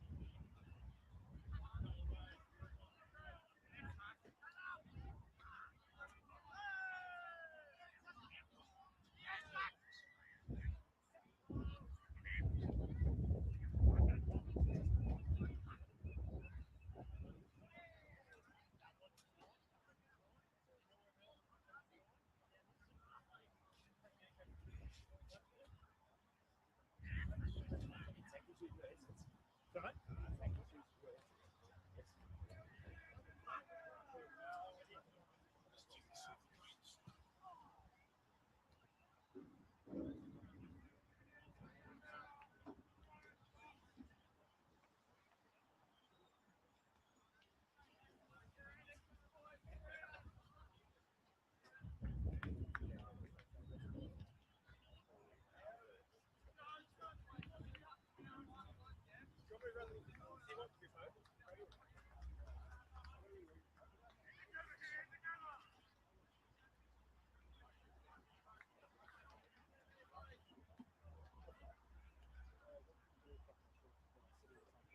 happy to do same size, mate? Or you want to spare? Yeah. I don't really mind.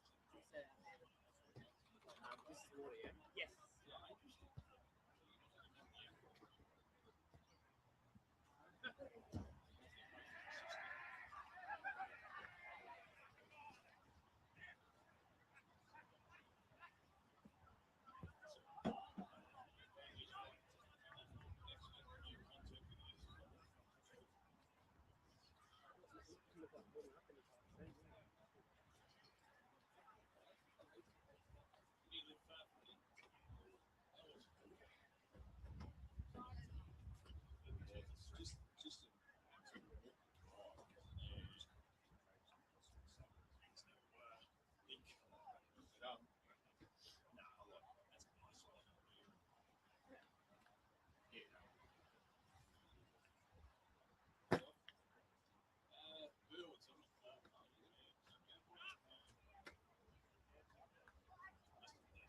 Go, Ron.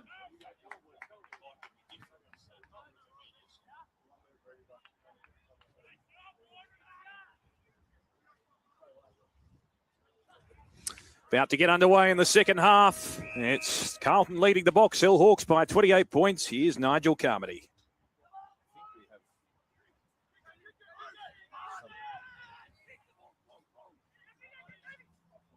So the Blues, for Camporelli trying to lurch onto it on centre wing.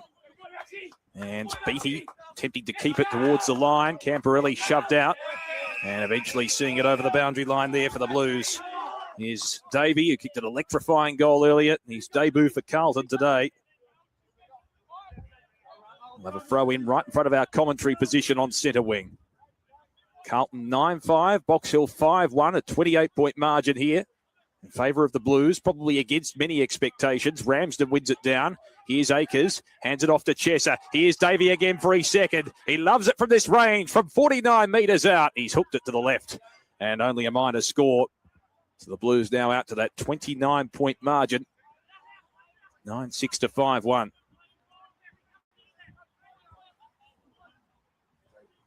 So it'll be Ryan to bring it back in. Goes short to Perez. He's got it on the right half-back flank. Assessing the options.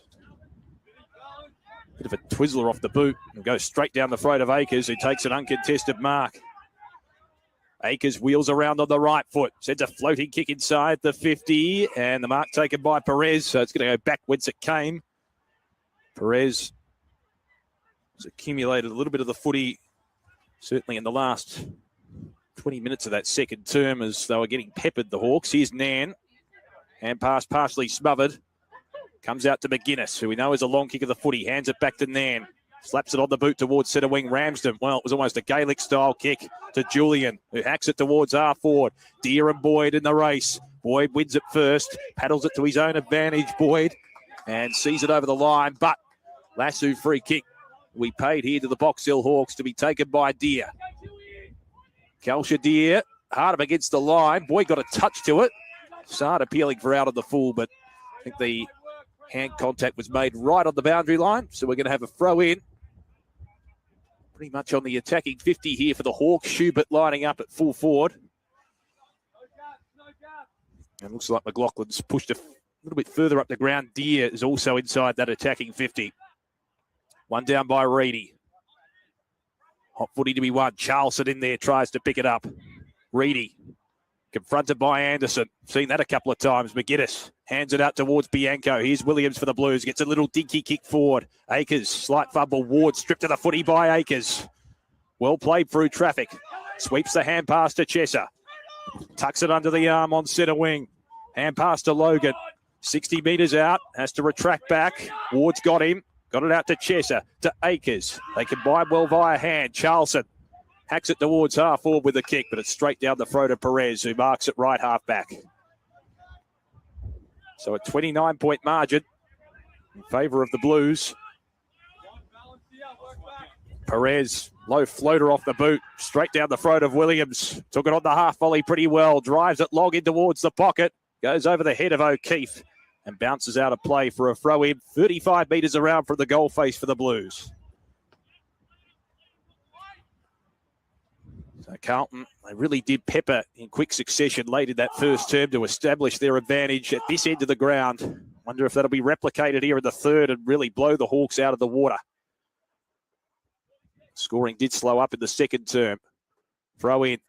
Reedy palms it down. Ryan paddles it to his own advantage and then tucks it under the arm. Drilling kick is a good one. Finds Nan at right half back. Goes inboard to Anderson. Good high mark. They work it forward methodically here, the Hawks. Here's Beattie between half-back and centre wing. Rockets a hand pass out to Nan. Retracts back. Will go onto the left foot and kicks it straight down the throat of Chesser. Call to play on. Hands it back to Ben Camporelli. Now Williams. Low darting kick towards centre half forward. Fogarty a slight fumble. He's a leading position winner on the ground. Sofronides hands it back. Perez hacks it on the boot into the middle of the ground. And Williams takes a courageous mark. He was confronted by Deere, who met him solidly.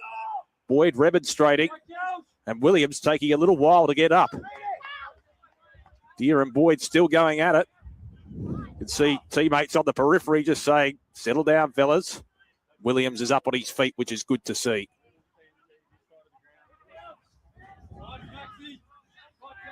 So Zach Williams, we know, looking to get back into senior selection. Here's Boyd, chips it to Sard. Sard in the middle of the ground for the Blues. Drives it long on the left foot. Probing kick inside the 50. Reedy in the one-on-one. Couldn't take it. Julian gathering the crumbs. Kicks it high. LeRae underneath it. Should take the uncontested mark. Well, he copped a little bit from Akers late. He did well to hold it. So LeRae thought about going inboard with the switch, but goes down the line. One-on-one contest. McLaughlin at the back got the fist in. Comes to ground Davey.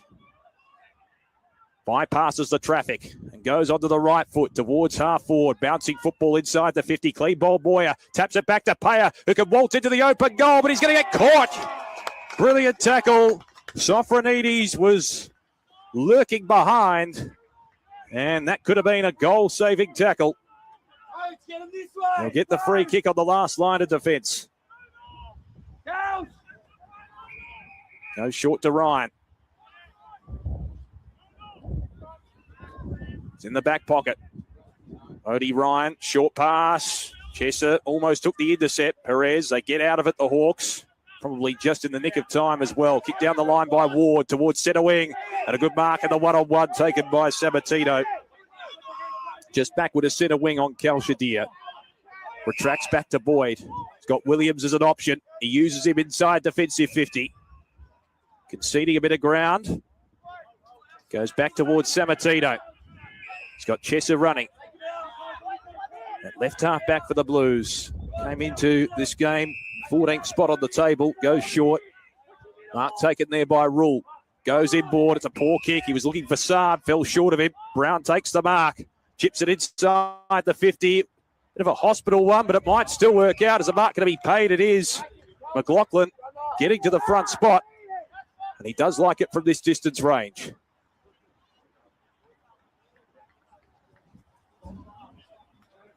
Wow.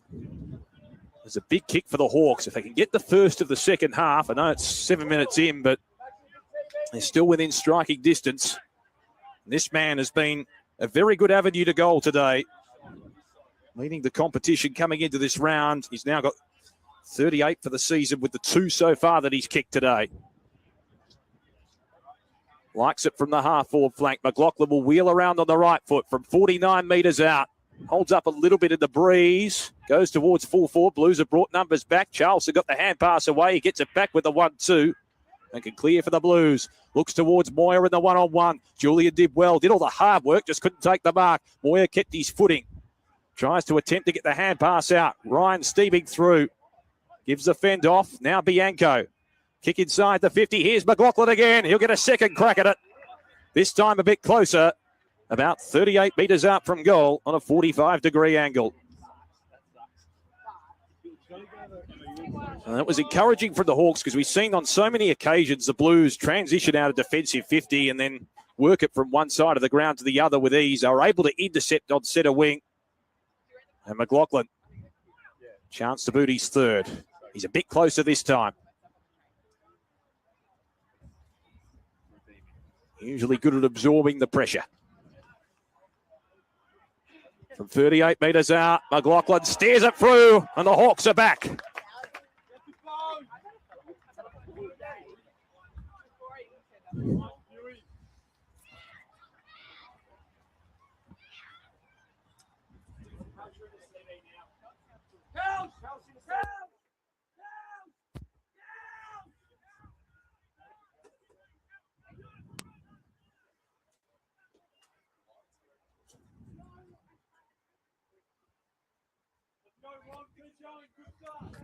So a lovely kick there from McLaughlin from the set shot. And the margin back to within 23 points. That's one thing they've been efficient with, the Hawks, so far in this game, their accuracy.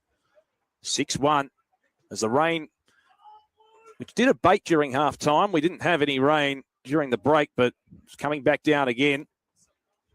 So Reedy wins it down for the Blues. In goes Hogg, tries to slap it clear. Here's Cal Shadir. He's wrapped up by Reedy in the tackle. And we'll have a secondary ball up in the middle.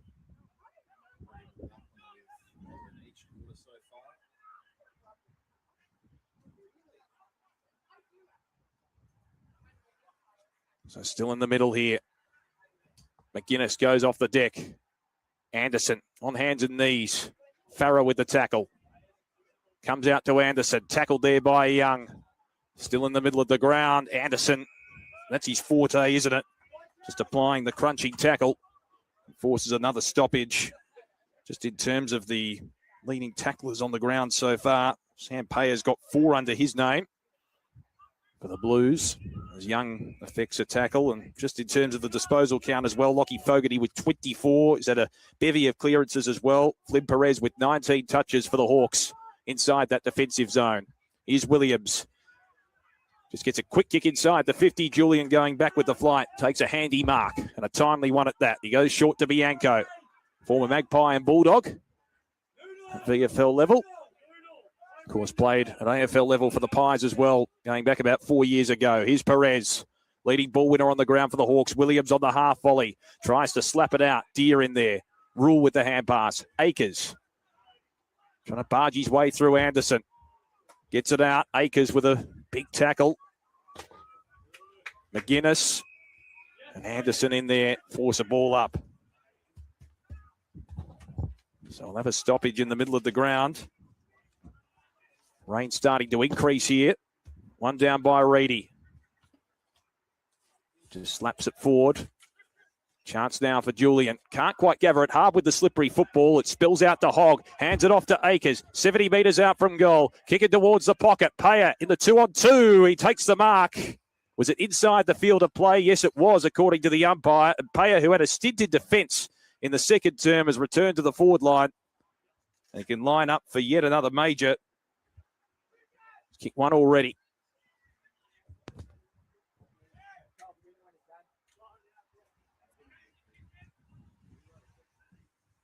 So Payer, very proficient from this distance. He's got a tight angle to contend with. He's curled it round, and it sneaks through for a behind.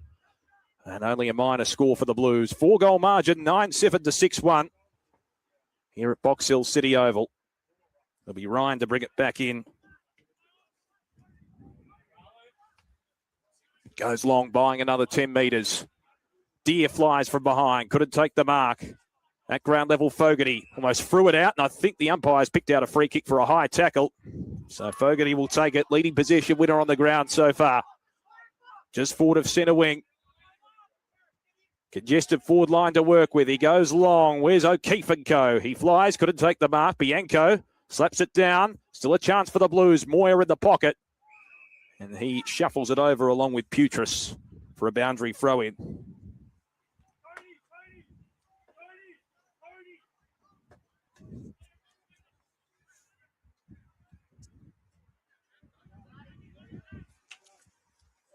So it's deep in the forward pocket here. The Blues leading by 4 goals. Certainly not going in for the kill yet. But they can establish a good advantage through Reedy, who takes it out of the ruck contemptuously and kicks the goal. Liam Reedy, we've seen that before. That's his second. And the margin out to 5 straight kicks, 10-7 to 6-1. Well, it was a little bit shallow, the throw-in. He got to the front spot, took it out, and snapped it around the body like a crummer. He's caked in a bit of mud, but he's got a grin from ear to ear after kicking a goal like that. And that's a real team lifter for the Blues. Not that they needed a significant lift, but, gee, a psychological blow for the Hawks.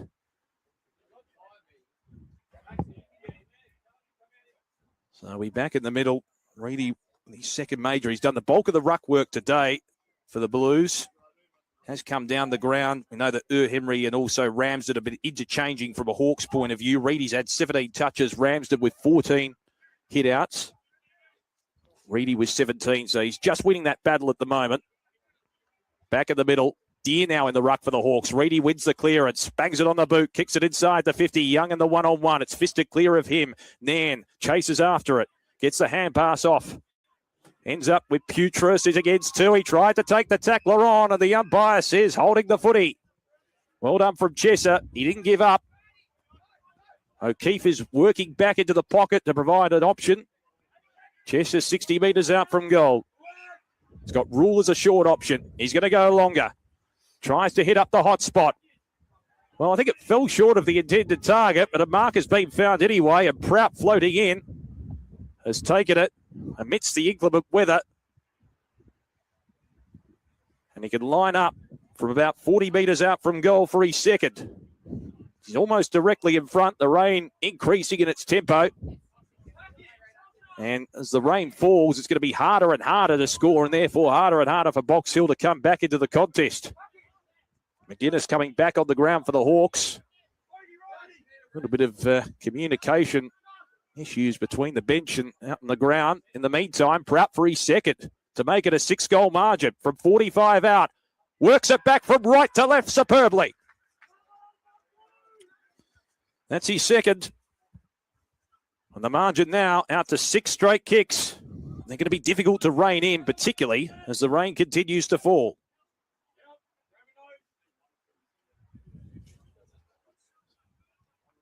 So a 6-goal margin. You can sense they're a little bit deflated, the Hawks, at the moment. Kicked a couple in succession, the Blues. Prout, his output has been pretty good today to work forward and kick a couple of goals. He'll be pleased with his contribution.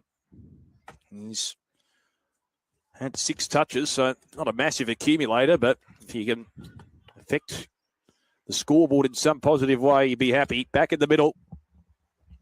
O'Keefe up against Deer, won by the former. Pretty convincingly as well. It was worthy a kick towards centre-half forward. Here's Julian on the outside of the boot, trying to clear for the Hawks, but it ends up straight into the lap of Hudson O'Keefe. It's moved into the ruck. Moyer trying to provide an option deep. He'll lead in towards the pocket and just couldn't quite find him. Had the right idea, but didn't have enough leverage on the kick. And it's been intercepted in that back pocket for the Hawks. Ultimately there by Ward, who goes out wide. That's a good mark.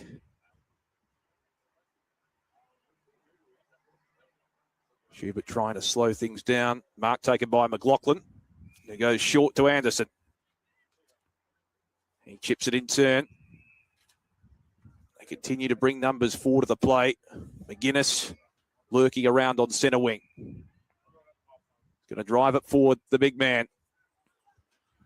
O'Keefe flies, couldn't take the mark. Free kick's been plucked out. It's going the Hawks' way. We take it ultimately by Henry, who finds Schubert in the pocket. And he hasn't troubled the scorers or really the footy too much today. He can make an impact here, Aiden Schubert, to try and get the Hawks back into the contest. He's kicking from a tight angle. We know he's a good impact player. I remember he played against Casey this year, kicked 4 goals. At times could go out of the game, but we know he's a project player. To being taken in the draft late last year, as often so many key forwards are. Schubert. From a tight angle, the Hawks need it. And he's missed to the right-hand side for a behind. So the margin now back to 35 points, but the rain getting heavier and heavier here at Box Hill City Oval. Williams to bring it back in. Drives it towards centre, hits late out. Payer just backward of right centre wing. Look at the traffic steam forward. He goes inside the 50, bouncing footy. Gavin Moyer, hands heavy, breaks the tackle and pops it towards goal, but misses to the left. Oh, he's threatening and lurking, but he just couldn't quite finish. Margin back out to 6 goals. But again, coast to coast. The Blues like to do it that way. They've kicked goals in that sort of fashion already. The Hawks have to be awake to it. Ramsden will be the target here in the one-on-one from the kick out. Ball short. McLaughlin coming up the ground. Made a contest. In goes Harvey. Can't quite pick it up. Chesser.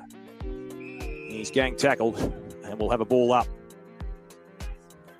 Rain coming in almost sideways at this point. Lights are on here at Box Hill City Oval. Ball up. Ramsden winning it down. Good tackle from Finn McGuinness, who kicked a winning goal pretty much from that spot, maybe a little bit closer against the Cats a couple of years ago. At VFL level, Beattie hands it off to McGuinness. Left foot kick, little one to centre wing, but Boyd in the road takes the mark low down like a slip fieldsman. Jordan Boyd will wheel around here on the right foot. Drives it long and deep, probing towards the top of the goal square. Moyer in the one-on-one. Payer down there as well with Sofronides. Had it spoiled away from his grasp, but was well done from Sofronides. A couple of key defensive efforts so far in this quarter. Margin at 36 points. Apologies for the hiatus.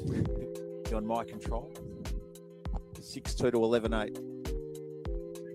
Ramsden works his way to the front on O'Keefe. Door was left ajar for Prout, but he thumped it in to the padding on the left goal post at the Bolton end.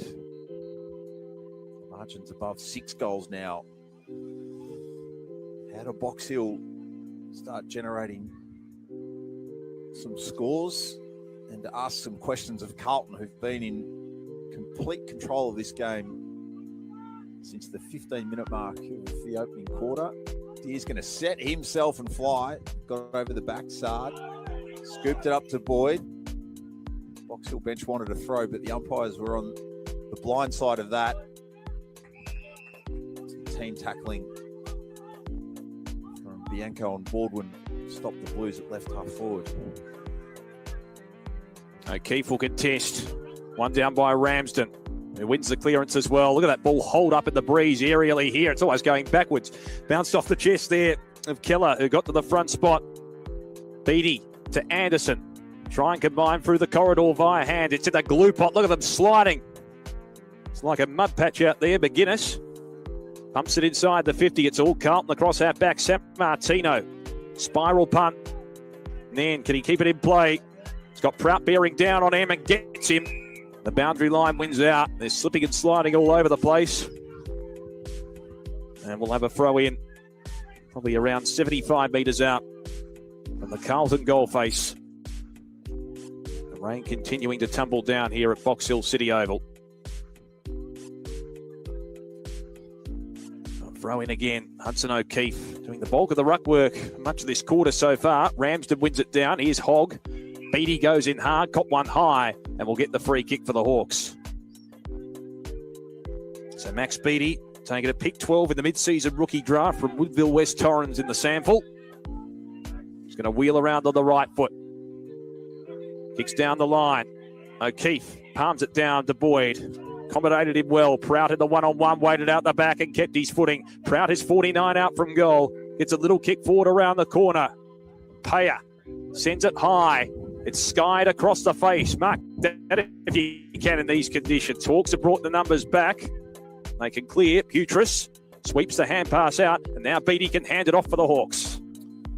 We're searching for a second goal in the quarter. Deer brought Fogarty to ground in his attempt to corral. Ray handball to the paint of 50. Beattie's dribbling ball along the ground, and Schubert sees it out. So it's been heavy lifting for the Hawks. I'm stuck on 6-2-38. Carlton 11-9-75. 23 minutes into the third quarter. Carlton coming into the weekend 13th and 6-7 on the Smithies VFL ladder. Searching to get things to parity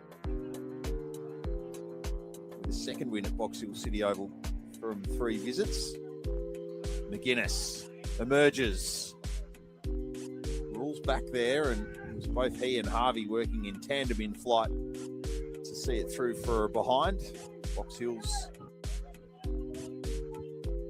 third of the contest, and it's an even 6 goals, Damien. Yeah, haven't really made too many inroads in this quarter. Saab will get it back from Rule on the last line. It's called to play on. We know he's a powerful kick of the footy. He wants to go for a run. Takes a bounce. I suppose it's audacious to take the conventional bounce in these conditions, but it worked out well for him. Sammartino. Oh, he knew as soon as he kicked it, he didn't make the efficient contact. Sard, little one off the ground. Here's Harvey. Off a step. Just rushed the kick a little bit in hindsight and then takes the mark. Just forward of centre wing for the Hawks. They need to apply a bit of scoreboard pressure as we approach the 3-quarter time break. Then on the left foot. That's a floater off the boot. Bit of a chaos ball. Sard ran into his own teammate. Allowed a path open for Beattie. Hard up against the line. Beattie goes across the face and it bounces out of play. We'll have a throw in the opposite forward pocket for the Hawks. 2 minutes from the bench, indicative of how long's left, as this rain is the heaviest it has been at Box Hill City Oval. Not quite Saturday night Hawks Carlton standards, but it's in the vicinity, as is Leray, as is Deer.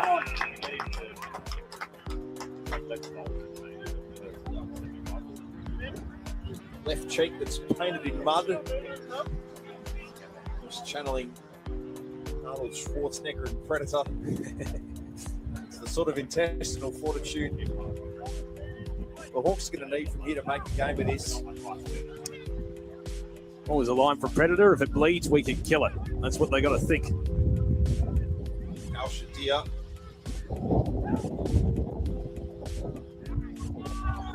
Navigate the conditions. Kick the goal. And get Box Hill within 30 points. He's got a couple.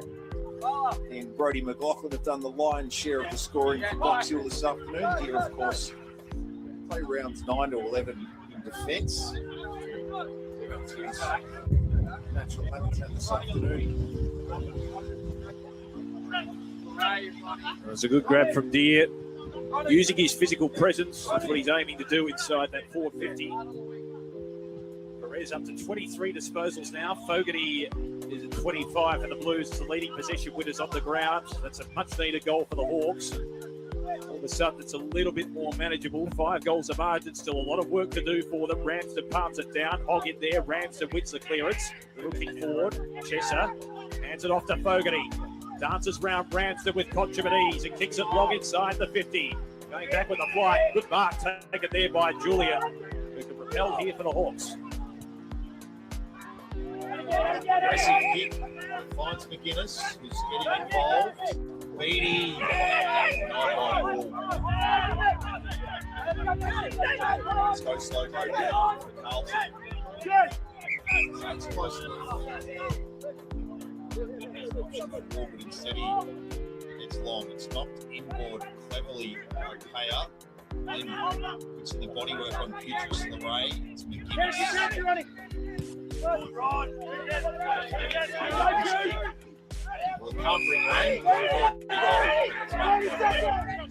Brown just back with a centre wing. Goes short. Charleston. Centre wing. They're happy to just hold up a little bit of time in the Blues and take control. He's going to wheel around on the right foot. Charleston towards the half-forward flank. O'Keefe and Payer are there. Offhand, spills over the boundary line. Down 50 out from the Carlton goal.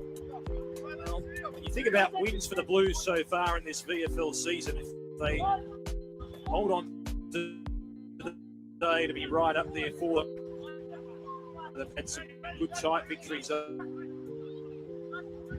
against St Kilda. They smashed the Casey Demons by over 120 points, but they were underdogs coming into today. McGuinness, little kick forward. Here's Saad, 55 out from goal. Hoists it high towards the top of the goal square. Payers there as a siren sounds. A shorter quarter with the lack of scoring. Carlton in the box seat. They lead by 5 straight kicks at 3/4 time. 11-9-75 to Box Hill, 7-3-45. They've got their work cut out for the Hawks in the final term. Stay with us on afl.com.au and the AFL Live official app.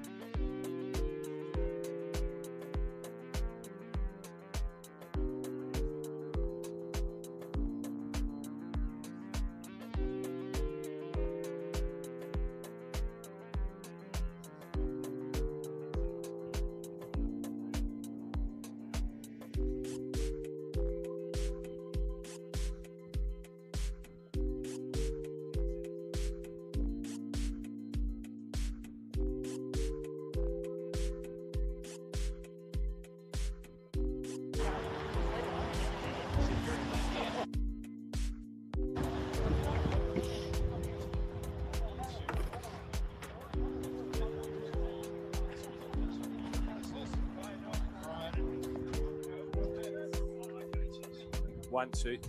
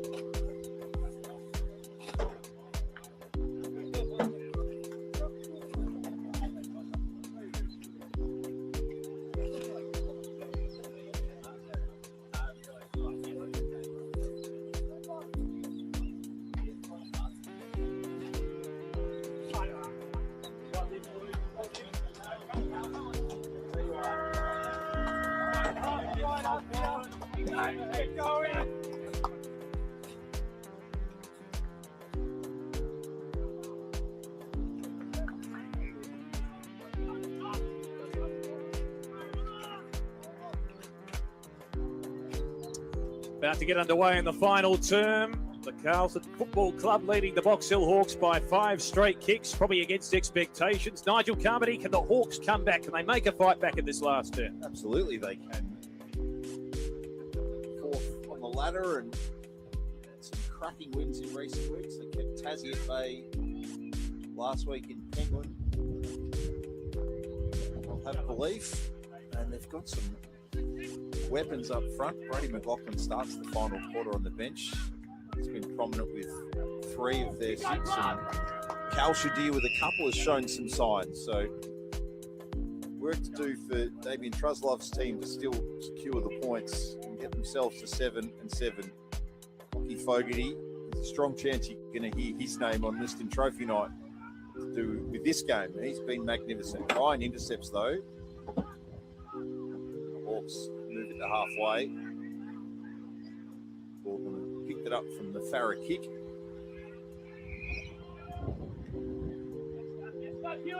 And half forward, Payer with the fist he spent pretty much his entire day at the White Horse Road end of the ground. Forward in the odd quarters, back in the even ones.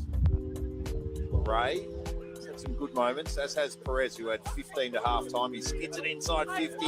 Schubert trying to wriggle his way free.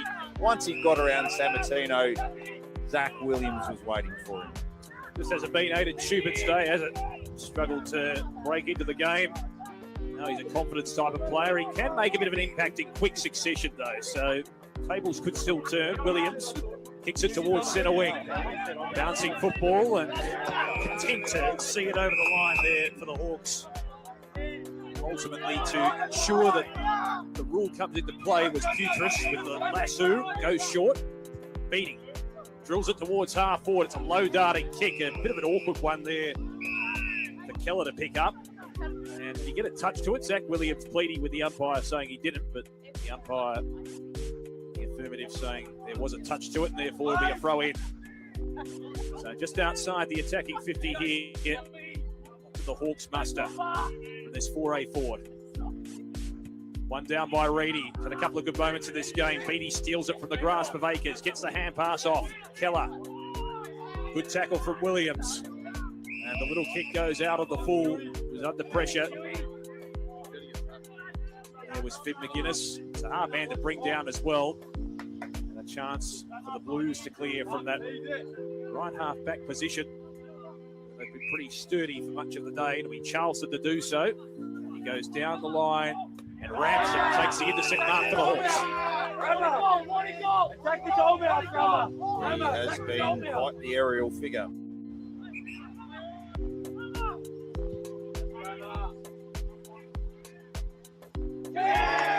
Schubert in behind. Deere probably had claims on a push if it hadn't been taken by his compatriot.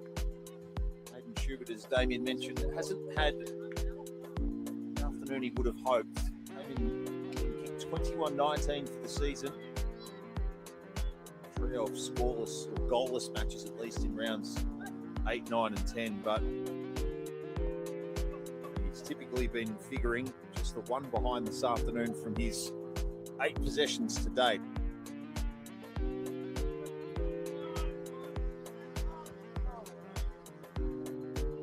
It's poked at the kick. Schubert has 2 behinds. Half of that compliment the Box Hill have kicked so far. Right, he didn't quite kick through the footy, did he? He aimed it right to left, which I suppose is the way the breeze is going, but it was a fair way right.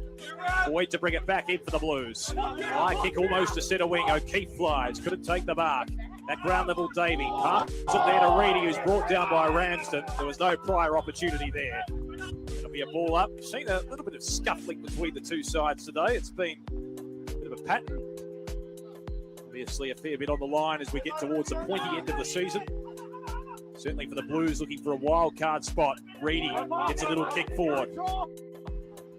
And Camporelli off the deck. Didn't gain much meterage. Goes back in after it again. Look at it sliding in there like a terrier. man there is Farrah. Gets it out. He'll end up with Beattie. Who got it from Brown. Beattie Reedy got him down. Did well with the one hand. He got the hand pass out the back door to McGuinness, who might get it back again with the 1-2. Finn McGuinness brought to ground. It's an illegal disposal. Umpire calling advantage for the Blues. Here's Camperelli on to Charleston. Oh, he's got one heavily there. Ramsden knocked him down. And, well, it's going to be followed up upon now. It always the one. That was a very heavy hip and shoulder down the middle. Charleston up on his feet, which is good to see. It is great to see, but he was very vulnerable there. Do not think that the VFL tribunal will look kindly upon that. As good as Max Ramsden's been today, that's just an unfortunate moment where he hasn't executed the task as he should have. Sard retreats as everyone takes a breath at Box Hill City Oval. Payer has it.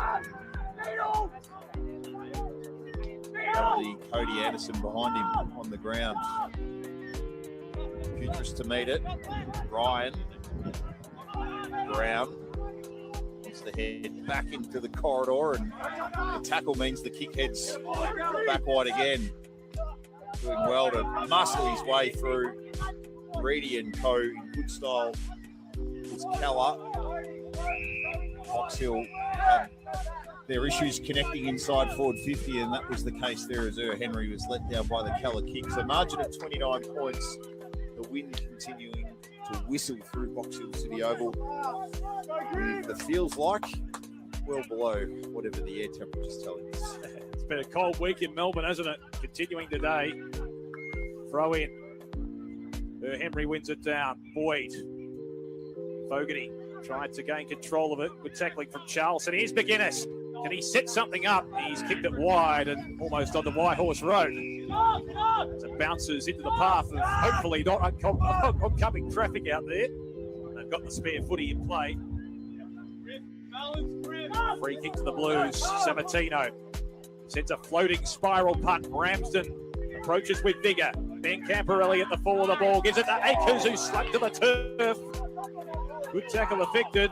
Ramsden comes in again as the third man on top very vigorously and forces a stoppage. So almost 7 minutes elapsed in Box Hill's quest to mow down the Blues, who've led by as much as 6 goals. Akers tackled by McGuinness. No way out for Finn. From the Ben Camperelli tackle. Tapped it down to Ben. Got the clearing ball. Back with the flight. Strong mark. Griff Julian continuing his good showing of late. Even better. Got it to Keller. Jordan Boyd. He's frozen in every sense, standing the mark at 47. The handoff. It's Perez. This is the right-hand side, so flying shot from Flynn Perez misses. He makes his return to VFL action this afternoon. Former Kangaroo, of course. Chesser, that's a good mark on the outer side. He was caught behind Leray and still managed to judge the ball in flight pretty well. Kick to centre wing. Boyd takes it on the chest. Jordan Boyd covered a lot of territory today, going from end to end. Goes towards half forward. Young in space. Kicked a couple of crafty goals with the snap. Too far out to score here. He's waiting for the traffic to pass by. Young pokes it towards Akers, who takes the mark uncontested. And this could be a real psychological blow in the context of this game. Akers to line up from 35 out and put Carlton in front on what would be a margin of 34 points. Looks like he's going to go around the corner, by the way he's motioning here, unless he's just getting the ball to dry. It's a big kick. It's going to be a long way back for the Hawks if he can kick this one. Akers takes a breath. Go with a conventional drop punt to make it really, really difficult for the Hawks. It's across the face of goal. O'Keefe flies in the opposite pocket. Off hands. And And over for a boundary throw in. The rain for the moment, Nige has abated, but that may not last long the way things have been going today. We've got a grey roof to our west, looking towards the city. Carlton are almost there. Reedy, Moyer almost flashed through in Flynn Young style. Bianco gets the clearing kick forward. Sart got a couple of studs in the way of Cal Shadir. The handball though goes the wrong way. Lateral damage between Paya and Keller. LeRae Marks at a wing. Beatty inboard. Several draftees from Central Districts last year. Anderson was flashed high by Boyd. Cody Anderson kicking a goal for the Hawks to this end of the ground in the second quarter. Gentleman in the high vis in the background enjoying having that grandstand, so to speak, to himself. Anderson's long kick, breached the line, foot in Ramsden, no foot on it, Nan. Rule wants one thing and one thing only, and that's to rush it through. Doing it in singles, the Hawks, but they need majors in a hurry. 7-6 to 11-9. The lack of scoring, it could be a shorter quarter as well. We start to bring it back in for the Blues. They lead it by 27. They're content to just really dictate the tempo of the game. Goes short to Paya. In the back pocket, he's gone from end to end at various stages today. He's got that flexibility, kicks down the line. O'Keefe has it sprawled away. And Putris, he's got a cult following here at the ground, the big man, and he got the spoil in. Forced it out. Tim McGuinness receiving a bit of treatment right in front of us here. Groin area. Have a throw in. 70 metres around the goal face for the Hawks. Bit of jumper tucking there between Ramsden and Reedy. Umpire letting it go. Hogg had it dispossessed from him by Ryan, who charged forward with conviction. Tries to get the hand pass away towards Bianco. Can't get his foot to the ball. Hogg out the back door was clever. To Young, to Akers. 70 from home. Drills it inside the 50. And Moyer takes the mark. He's got to keep running towards full forward. He thought about going over the top. He does so now. O'Keefe in the one-on-one. Strong mark.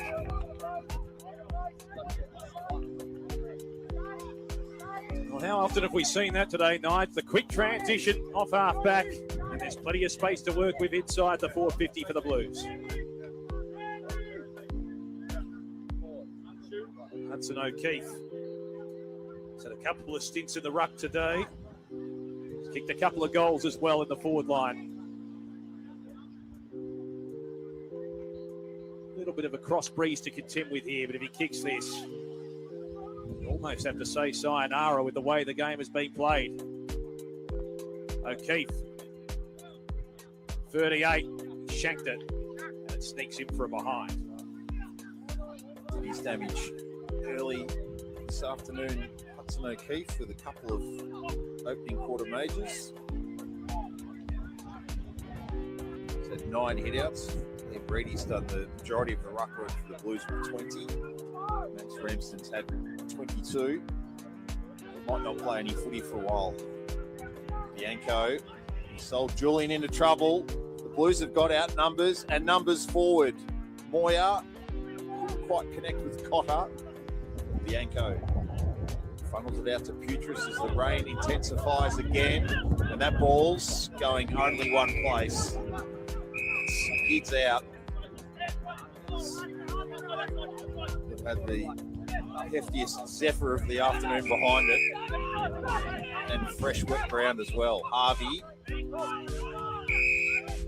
Lucas Campriali. They just play chip pass at the moment, you reckon, Nige? Oh, nothing wrong with taking 60 to 90 seconds off the clock and getting it to the 15-minute mark. Damien, they've got control on the scoreboard, and Box Hill haven't been able to ask any of those questions. They might get one here, though, because Akers coughs it up. Anderson to McGuinness, Henry. Akers to put the hard hat on and clean things up. Clean it up, he did. Chesser went down the line. He might get it back here, Campbell Chesser. He's trying to nudge his opponent out of the one-on-one as support through Rule. Loops it over the top. Akers, who's done a body of work in this final term so far. There's a linkage player in the midfield. He forces the one-on-one. We'll wait on the umpire's call. He's called for a stoppage. Hawks players wanted a free kick. As the rain continues to tumble down here at Box Hill City Oval. A little bit of a cross breeze as well to contend with. This will suit the Blues just fine. We've got the advantage on the scoreboard and a significant one at that. Chesser gains a spillage. Hands it back to Saad. Hoists it high. Mark that if you can. Julian tried to. Moyer hands it off.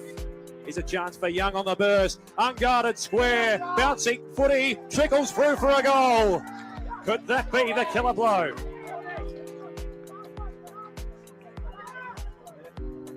Young's got his third. He's kicked a couple of snaps, and that one from long range with the open 50 beckoning. Sees that one skid through. And it's difficult to see the Hawks coming back from here now.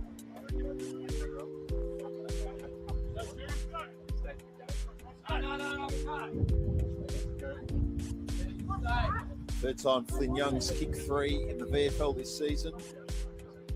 Rugby Premiership player in 2024.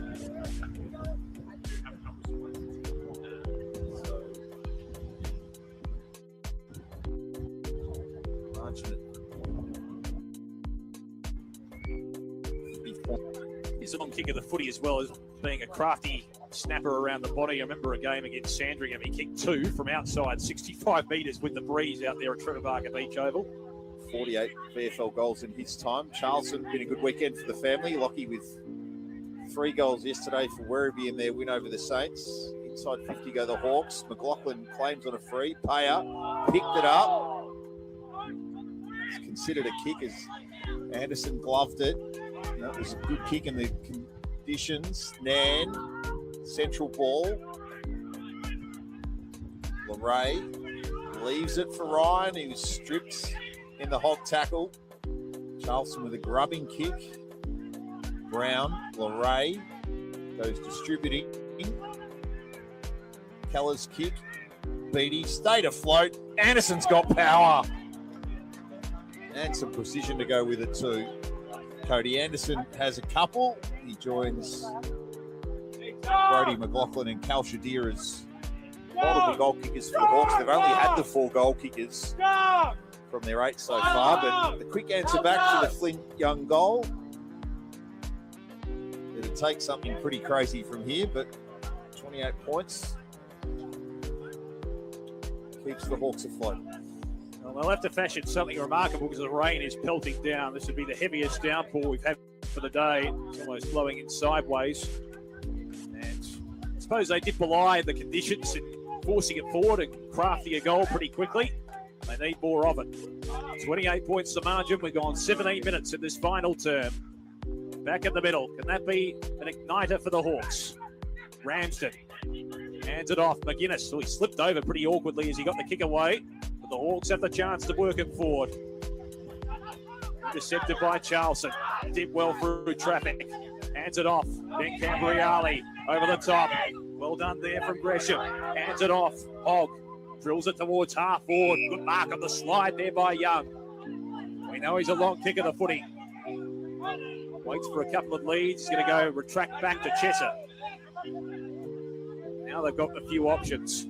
Inside that attacking 50, O'Keefe is making his way down there. He wants it long. Chesser looks in that direction. Goes high. The pack converges. O'Keefe couldn't quite take the mark. Hogg at the full of the ball. Hands it off. Snap around the body towards goal from Akers. He's going to be marked on the line. Well done there from Bianco. He can clear for the Hawks. Nan's the hit up.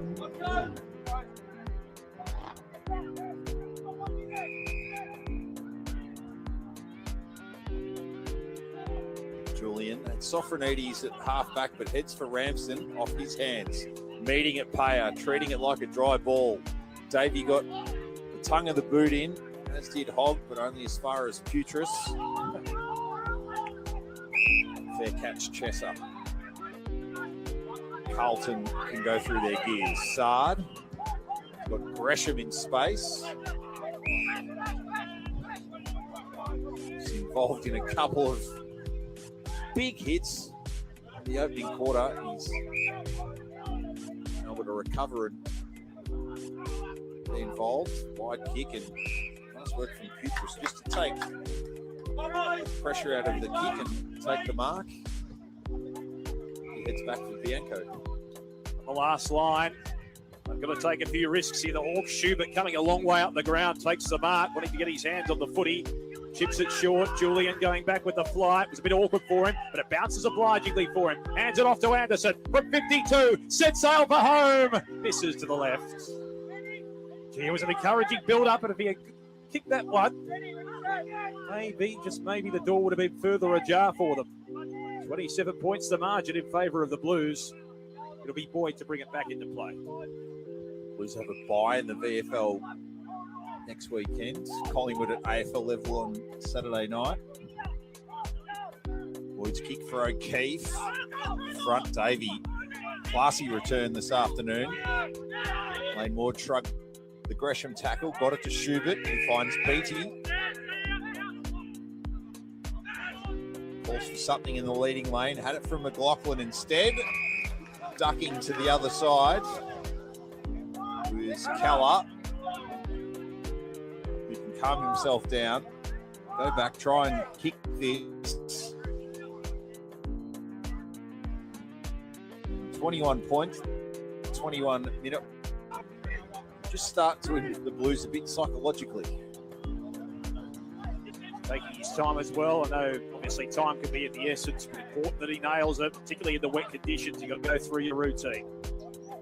Goal against the Giants, round 14. He's kicked a goal against the Blues a fortnight later. Box Hill haven't been within 21 points for a while.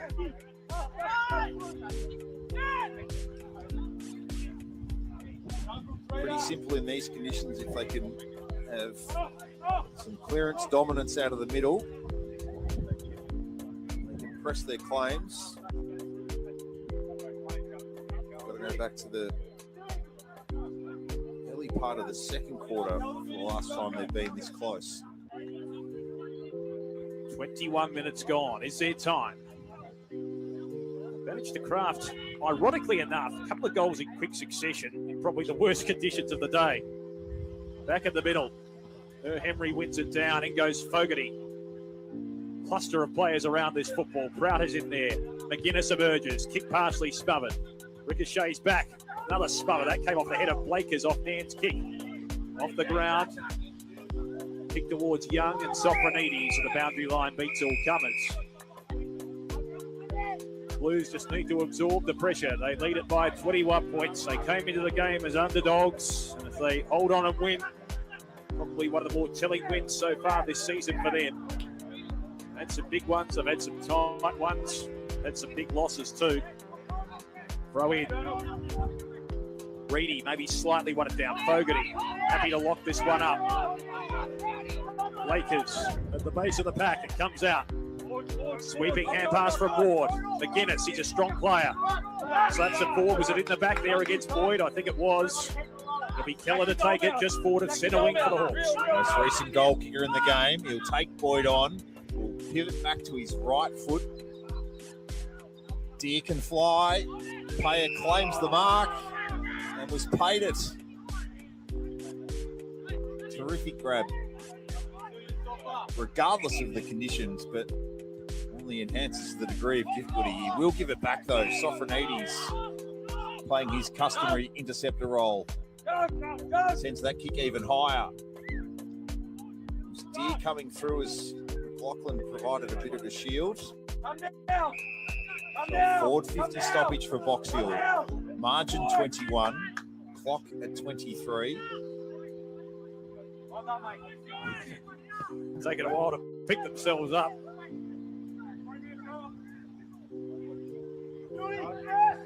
Who can get creative here for the Hawks? Is it Beattie? He's got Akers standing him. Deer went boot rather than hand. Low to the ground, Gresham. Charlson. Cambriali dealt with as he kicked. It was late. Anderson gives away the free. Much to his chagrin, and it's downfield for the Blues. It'll be Boyer to take it. He's come a fair way up the ground. trying to get into the game. He's got it at right half back for the Blues. Rain continuing the team down. Soak up the seconds. It always have won. Kicks it towards centre wing. Got up from Buttress. Getting the fist in. We'll have a throw in through centre wing here, right in front of our broadcast position. The Blues by 21 points. 12-10 to 9-7. We're ticked over the 24-minute mark of this final term. The Blues, can this be a real igniter for them as we head towards the run home in season 2026? Looking to make it 2 wins in a row after their win over Richmond. Breedy palms it down. Lucas Campriali sends it out to Akers. Schubert gets a little kick forward. He's pushed his way up the ground in this last term, getting a couple of touches. Charlson emerges from the gloom, gets it out to Hogg, feeds it off to Saar. We know he's a game breaker. Gives a hand pass off. Young is a long kick of the footy. This is no exception. O'Keefe in the one-on-one. Couldn't quite take it. He gains it in the pocket, finds the safety in the boundary line. And it'll be a throw in deep in the forward pocket for the Blues. We've managed the minutes since the Calla goal well before eroding off the clock. We've managed the game well since quarter time. By 29 points at that stage, 6-5 to 2 straight. It's been pretty much even Stevens thereafter. After both teams kicking 3 goals in the third. 3 goals in the second, 2 in the third. It's been 2 goals to 1 in the last. Super finish from Flynn Young. His third of the afternoon has been the Blues' sole goal so far, and it was almost Akers putting a full stop on proceedings. It hits the post low down. Margins at 22. Blake Akers close to 30 possessions on his return this afternoon. He's looked good as well, evading traffic. He's been a good linkage player across the centre line as well for the Blues. They're going to go for broke now, the Hawks. Here's Anderson. Drives it long towards half forward. Where are the marking options? Waiting at the back there was Ryan, who's come forward. Sabatino's kick partially smothered. Ryan tries to retrieve it. Schubert waiting around the pack. He's lurking more centrally and holding the footy called from the umpire. There were a sea of bodies on top of it. It's going to be a Carlton free kick. Be a raffle between them, I think, as well. Taken by Sabatino by the looks of it. Pick himself up slowly and slow the play down to Sard. And it could well be keepings off for the next 2 minutes. Sard has got Rule short. Intimated he wanted to go short, but Rule wants him to go long, so he does just that. Kick by Sard towards centre wing. Reedy palms it down. Boyd tries to keep it in. He's got a touch to it, I think, so it'll be a throw in. Now, what's happening here? The umpire... Trent Bianco kicked it away. Yep. And it's a free kick to the Blues. Yep, discipline there. Boyd has got it on the outer side here for the Blues. And as we're right at the tail end of this one, the wind and the rain has nicked off, at least momentarily. Hudson O'Keefe, he can get the Showers happy with his work. Big opening quarter helped set things up for Carlton, who even without Flynn Riley, Reedy and O'Keefe have been outstanding contributors, as has Alwyn Davey Jr. on his VFL return.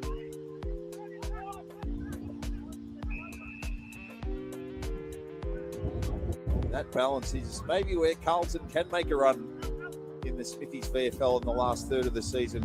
Got the creative tools and smalls. Logan amongst them. But misses. So, as good as a 4-goal lead for Carlton. Well, Logan had a really good first half, particularly across centre wing. Also contributed on the scoreboard as well. Here's Akers slapping it forward. Hogg held it off the ground. Out of mid-air, kicked by Julian into the middle of the ground. Davey, it bounced in the glue pot successfully. Ryan, sweeping hand pass over the top. Deer gathers it well. Kick partially smothered. The umpire will call play on as it goes in towards the pocket. And we'll see it over the boundary line in front of the Brethren here at Box Hill City Oval. They've got the umbrellas out. They've got a throw in deep in the forward pocket for the Hawks. In the sense it's too little too late. 23 points the margin. We've gone almost 29 minutes in this final term. A Momentous performance from the Blues. It's one of the top 4 sides of the competition. Spills out. Keller around the corner. There's the siren. A big victory in the context of the season for Carlton at VFL level. They claim a 23-point win in the wet against the Box Hill Hawks, 12-12-84 to 9-7-61. And that could be a good foundation for their run home. Impressive performance there from Carlton. They shared it around in terms of the goal scoring. Flynn Young with a few. Kraut booted 2. O'Keefe with a couple. Liam Reedy with a couple of crafty goals. Davey in his return to VFL level with a goal today. Payer and Logan each with singles. For the Hawks, Deere, Anderson and McLaughlin each booted 2. Keller with a single. Nige, pleasure to work with you for the first time. Enjoyed it, Damien. Technical issues and Melbourne's weather in the middle of July aside. Exactly right. Well, we hope you enjoyed it at home. It was the Blues by 23 points over the Box Hill Hawks. It's farewell from Box Hill City Open.